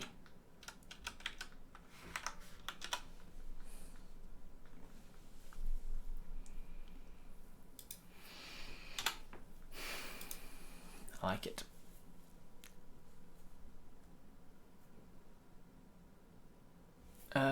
Ideals. I do my best work after dark. I try make deaths painless. I'm not sure that you're not a good aligned creature. You're a neutral aligned at best. So like I don't know if I try and make deaths painless is that applicable to this character. It could be, I suppose, but it didn't strike me from the character that we were making. Like when you made the deal with the demon, I think they made you a little bit lower on the alignment. There are plenty of disabling poisons, hence if poisons can make great bounty hunters, bring them in alive. Yeah, true. True. Well, I haven't seen any other options from you guys, so I'll put I do my best work after dark, which is hence the dark vision. I do my best work after dark, and when I have to kill, when I have to kill,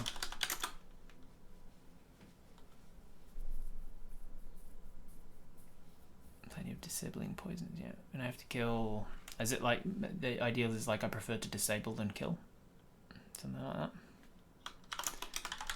I prefer to disable than kill. I don't know. What do we think about I prefer to disable than kill? Not sure that would count as an ideal. It definitely is an ideal. I prefer to disable than kill is like the definition of an ideal. If the demon would prefer people alive, disabling would make sense. The demon is fine with you killing them or disabling them, because as long as they get poisoned by its poison, then it can use them in some capacity. Alright. I prefer to disable than kill. And I do my best work after dark. Alright, and then personality traits. Personality traits. It's given some suggestions of things here based on the guild artisan stuff, but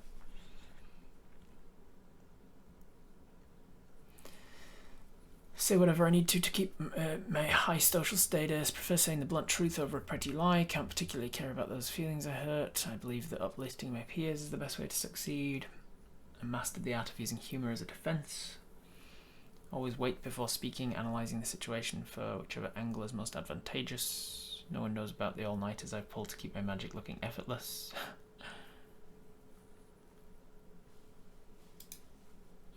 We also could do with a couple more of the flaws. Like we've got pretty sassy, sarcastic, and a bit mouthy. Is both a personality trait and a flaw.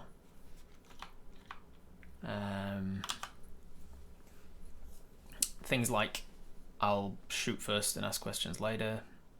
That would be a flaw. Pretends to be meek.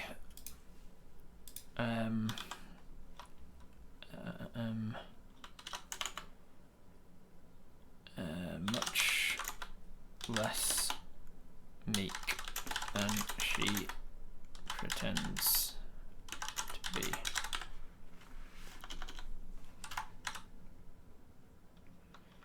Let's put it in first person, and I pretend to be.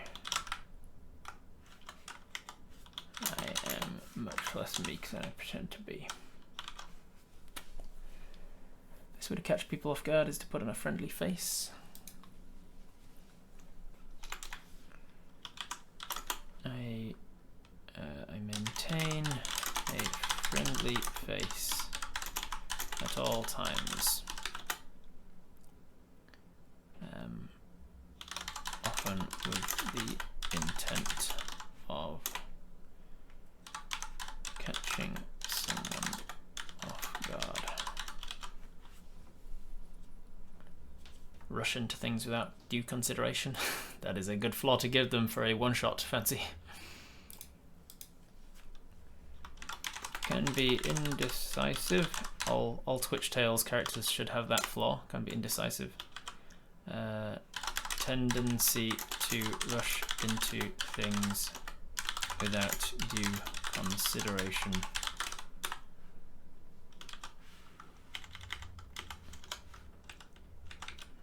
Can be indecisive and will act while conflicted. Meaning, if only 40% of you are deciding on a particular direction to go, and the other 60% are fighting amongst themselves, the 40% might have it and be like, "Fuck it, I'm conflicted, but I'm acting anyway because we need to keep things moving, and it's a one shot."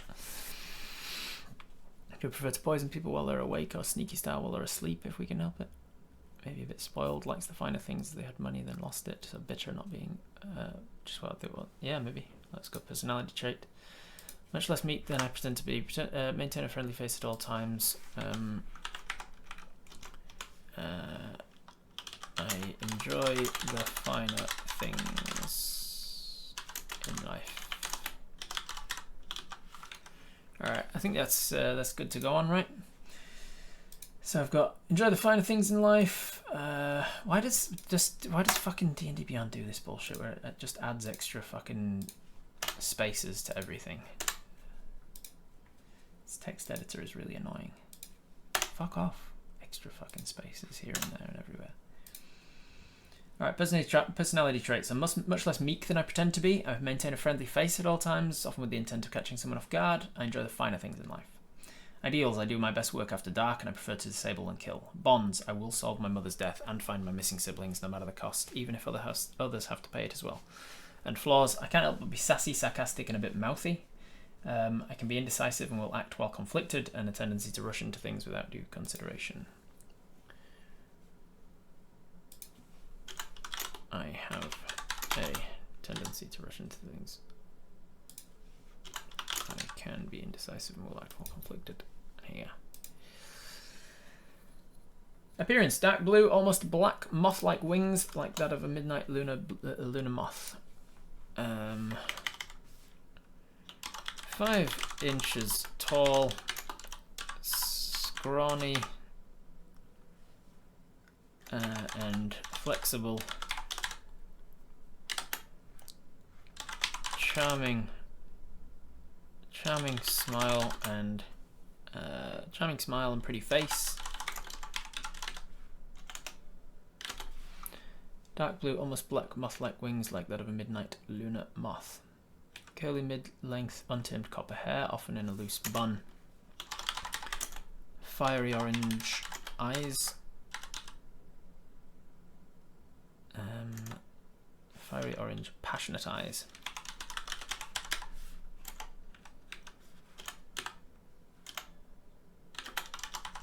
Freckles. Clothing made from pieced together items from forest, mouse, leather armor, acorn trunks for cauldrons, leaves and vines for fabric, all dyed with various berries and flowers. That's about it.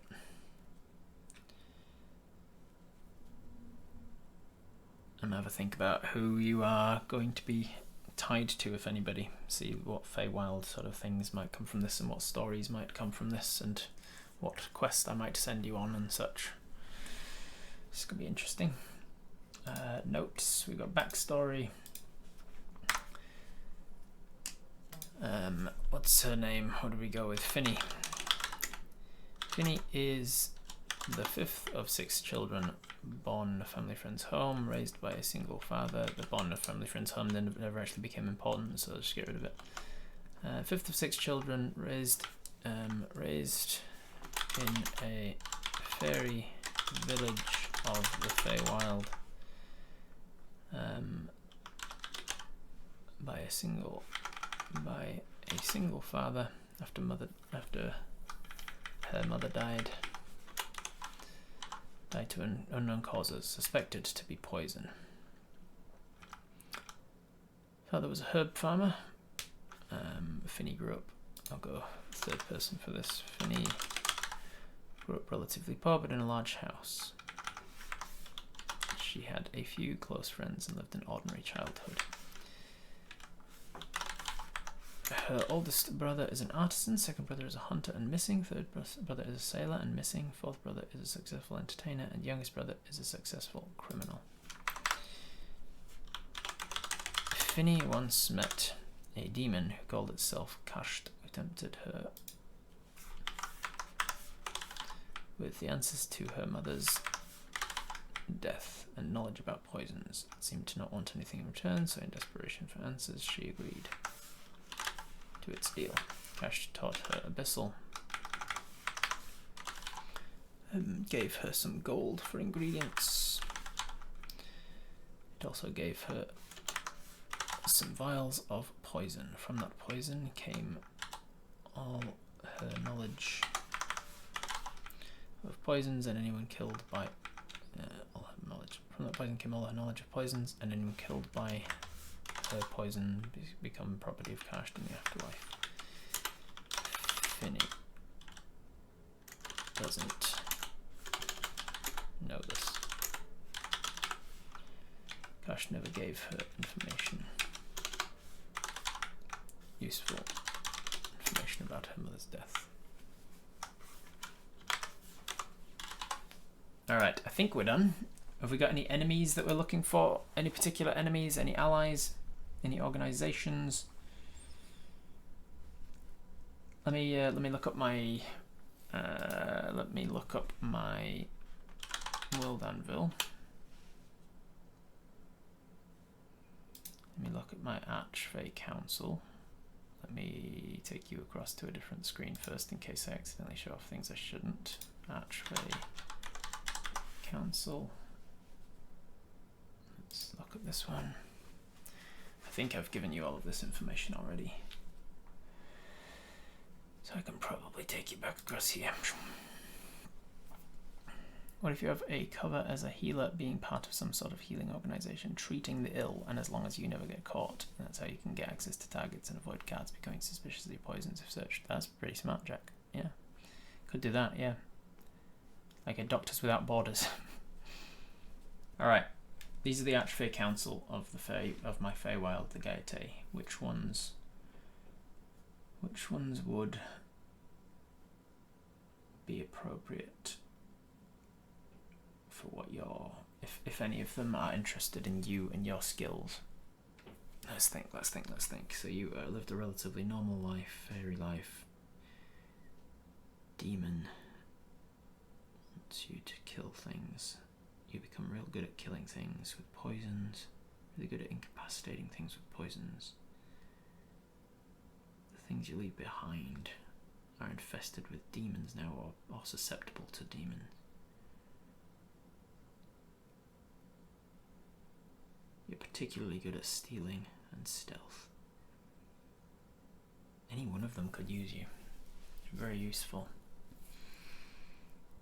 Let's look at the Sporian. The Sporian, the Webmaster, the Arachnoid, the one in charge, Mushy Man, Big Squish, the Rot, Elwyn Waka, Uttajanapa, Mistrigan, an Archfey and a member of the Council. They, like all Archfey, can change their appearance at will, but like most Archfey, favour one form of the others. Short, dumpy humanoid, dwarf-like in build, but bald and beardless, with pale white skin and pink eyes. Barely any neck, as the shiny domed pate slides right into rolls of fat on his shoulder. They were thick, natural fibres in patchwork piecemeal outfits, growing with fungus all over. They will occasionally present as a myconid sovereign. Easily amused, happy to talk, enjoy conversation, driven by acquisition of knowledge, allowing curiosity to fuel most of their actions. 11 rule of Mirsanda. No, I don't think they're quite right, after all. Wild Woman. Wild Woman might work. Let's have a look at Wild Woman. I think it said these tiny little lights might actually be handy if you have lots of attachments to control how and where the light falls. What are the tiny little lights? The Wild Woman, aka the Witch of the Woods, the Unblinking, Kyrios, Upolani, Old Girl, is an archfey and a member of the council. She can change her appearance at will, but most favours a humanoid woman with long dark wavy hair and an ageless but pretty girly face. Graceful and slim, terrifying in her innocence, combined with passion and lack of empathy. Like a toddler crushing bugs and admiring the colours, she's fascinated by material planes, inhabitants, complex feelings, especially their ability to love, draws her to their lives. She likes games. She's driven by fascination with the material plane, allowing curiosity to fuel most of her actions. Curiosity, more than anything. Fascination and curiosity. She's fascinated and curious about things, and so she uses you as a poisoner to be like, what is... interesting, maybe. Doesn't feel quite right to me. A gentleman doesn't feel quite right. The jester doesn't feel quite right. The husk isn't quite right. The fruity fellow isn't right. Deep Beyond could be. The Deep Beyond feels right, and the Cold Lady does as well. The Deep Beyond, aka Crushing Dark, Colossodon, Mr. Wet, Laken, Tagalogana, Piranha. Most often a humanoid with slimy inky blue skin, deep seaweed green hair, wide pale yellow bug eyes, webbed hands and a muscular eel tail in place of legs. They often also appear as a shark-headed, muscle-bound humanoid. Vicious, bloodthirsty, cold and unforgiving. They have the longest memory and deepest patience of any of the Arch-Council, holding grudges and formulating plans for thousands of years. They are driven by lust for power and a station of fear, allowing revenge to fuel most of their actions. Someone who would employ a master poisoner feels like this sort of person. They squabble with almost all the other council members of a territory of the coasts. They are a dominant personality, rarely backing down from a fight and never conceding defeat. It'd be good to get a chance to flesh them out a little bit more in my mind as well. The Cold Lady, aka Winter Queen, Frosted Glass, Frigid Bitch, Melfriod, and Picotara. Most often a tall, sharp woman with long white hair and pale blue skin, incredibly pointed features and a thin body, accompanied at all times by an ice method flicker, aka Spark, Blaze, or Ignis.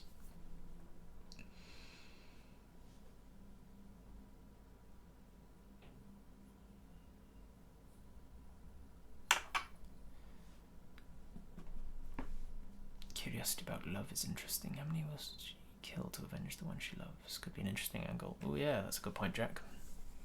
How many will she kill to get the information she wants about her mother's death? Yeah, could be. Could be like using you as an experiment. Like doesn't give a shit what you do. Just wants to watch how many people you'll kill. Like what point you'll break. At what point you'll realise that you're just pursuing death and it never brings back your mother. It never makes up for the fact that you lost your mother. And in the meantime, you've killed dozens of other people's parents and siblings and sons and things. Yeah, so Wild Woman could work. Cold Lady, very intelligent, long memory, does not serve fools gladly, merciless, ruthless, and harsh to her enemies, but can be hospitable and kind to a select few followers and warlocks. Covets respect, station, and opulence, allowing greed to fuel most of her actions. Maybe. Blue Tune, I'm not sure if she's quite right.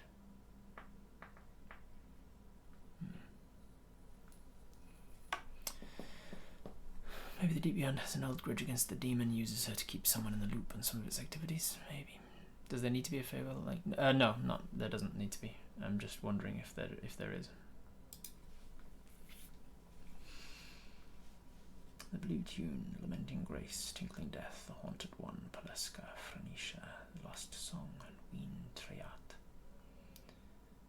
Tall, sharp woman with long red hair and pale lilac skin, incredibly pointed features and thin body, flowing fabrics that trace behind her sharp-featured body, accompanied at all times by 3 bards playing woeful music.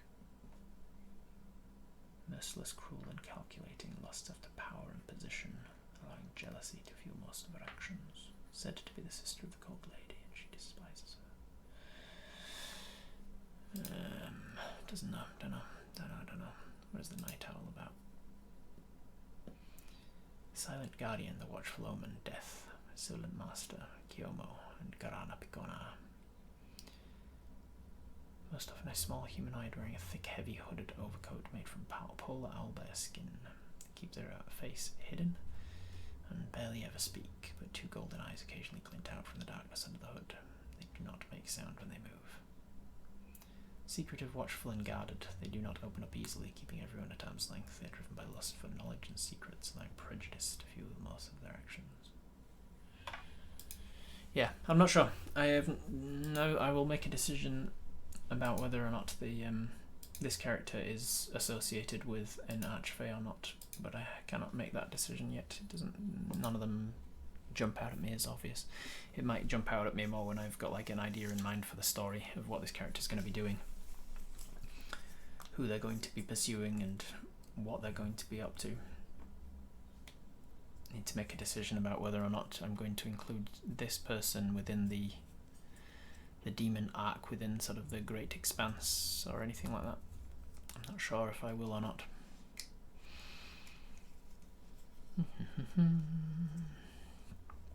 I do still like the Wild Woman connection better. She definitely seems like the type to be curious about all aspects of it. Yep, maybe.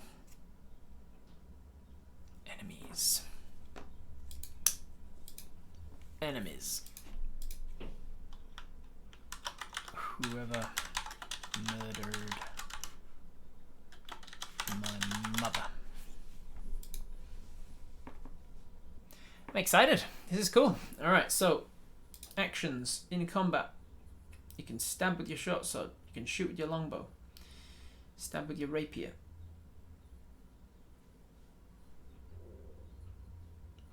Do an unarmed strike. I think what I'll do, I might reduce this. I might drop this short sword to a dagger, and put it as a D3. I'm not sure how to do that in D&D Beyond, but like you've got a D3 dagger or a D6 rapier. Then you've got your poison that you can add to a thing for 2d8 poison damage for a DC 14 con save.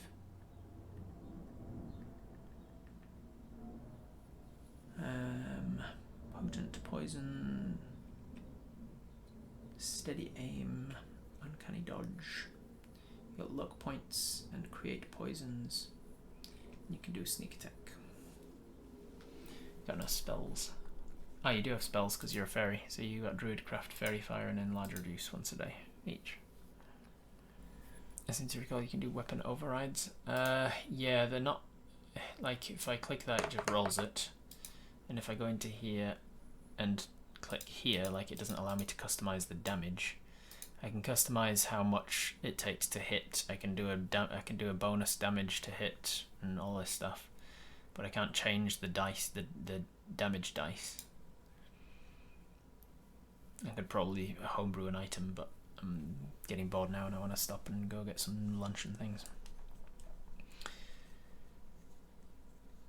Yeah, in the customization, it doesn't customs the name or the weight and stuff, but it doesn't customize the dice. So I'll do that later, do another time. All right, lunchtime. Back to the talking head. Boop. Thanks for joining me, everybody. This is interesting. I'm not sure exactly where I'm going to introduce you. You might be in a completely standalone thing from Apis' story altogether. You might be like in the Feywild, on some Feywild assassination mission with your poison. This might be your introduction to one of the archfays. Maybe you've never met one before, but one of them has heard about your prowess of poison from other things and is now like, you, come talk to me. I've got a job for you. And you can't say no because they're an archfey. This might be like, yeah, an archfey testing you, trialing you out to see if you're any good at your job. I'm going to think about the different poison types that I might give you to start out with and be like, you've got a sleeping poison, just a straight up damage poison, and a something else poison. Hallucination poison or something. Thank you, Sparrow. Let's have a look at the Hero Forge mini, shall we? Hey, look at them perfect wings. That's perfect. Them tiny little wings. She's got a little antenna on her dark vision goggles. She's got a little rapier. That's cool. I like that. Well done, Sparrow. That's some good stuff. Let me show it off. The screen share page. That's very cute. Is she as tiny as can possibly be? Measurement, height. Let's make it even smaller. It's 3 foot tall. It's the smallest you can make her within a range. Need to print her out. Print her out at like half the scale. Build. Probably even smaller because she's got tiny muscularity. None with a 6, -2. Waist, belly, curves, booty. You get a tiny little lady. I like it. She's cool. I'll use it as one of the options for her. Let's save her, Finny. Save. Good job. Anybody else want to make any artwork for her? Please randomly do so. Put it in the Discord chat somewhere that I can see it. Make sure that I've noted it, and then I will put them all together and put it into like a collage that I can shove up on the screen as people are coming in. And then as people are entering and sitting down, I can be like, "This is the person you're going to be playing today. She's a 5-inch tall fairy rogue. Blah blah blah."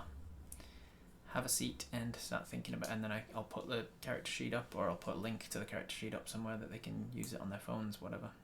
Alright, that's enough. Bye! Hi there! If this is the first video you've watched of my stuff, check out more videos over here. I do D&D related content all the time.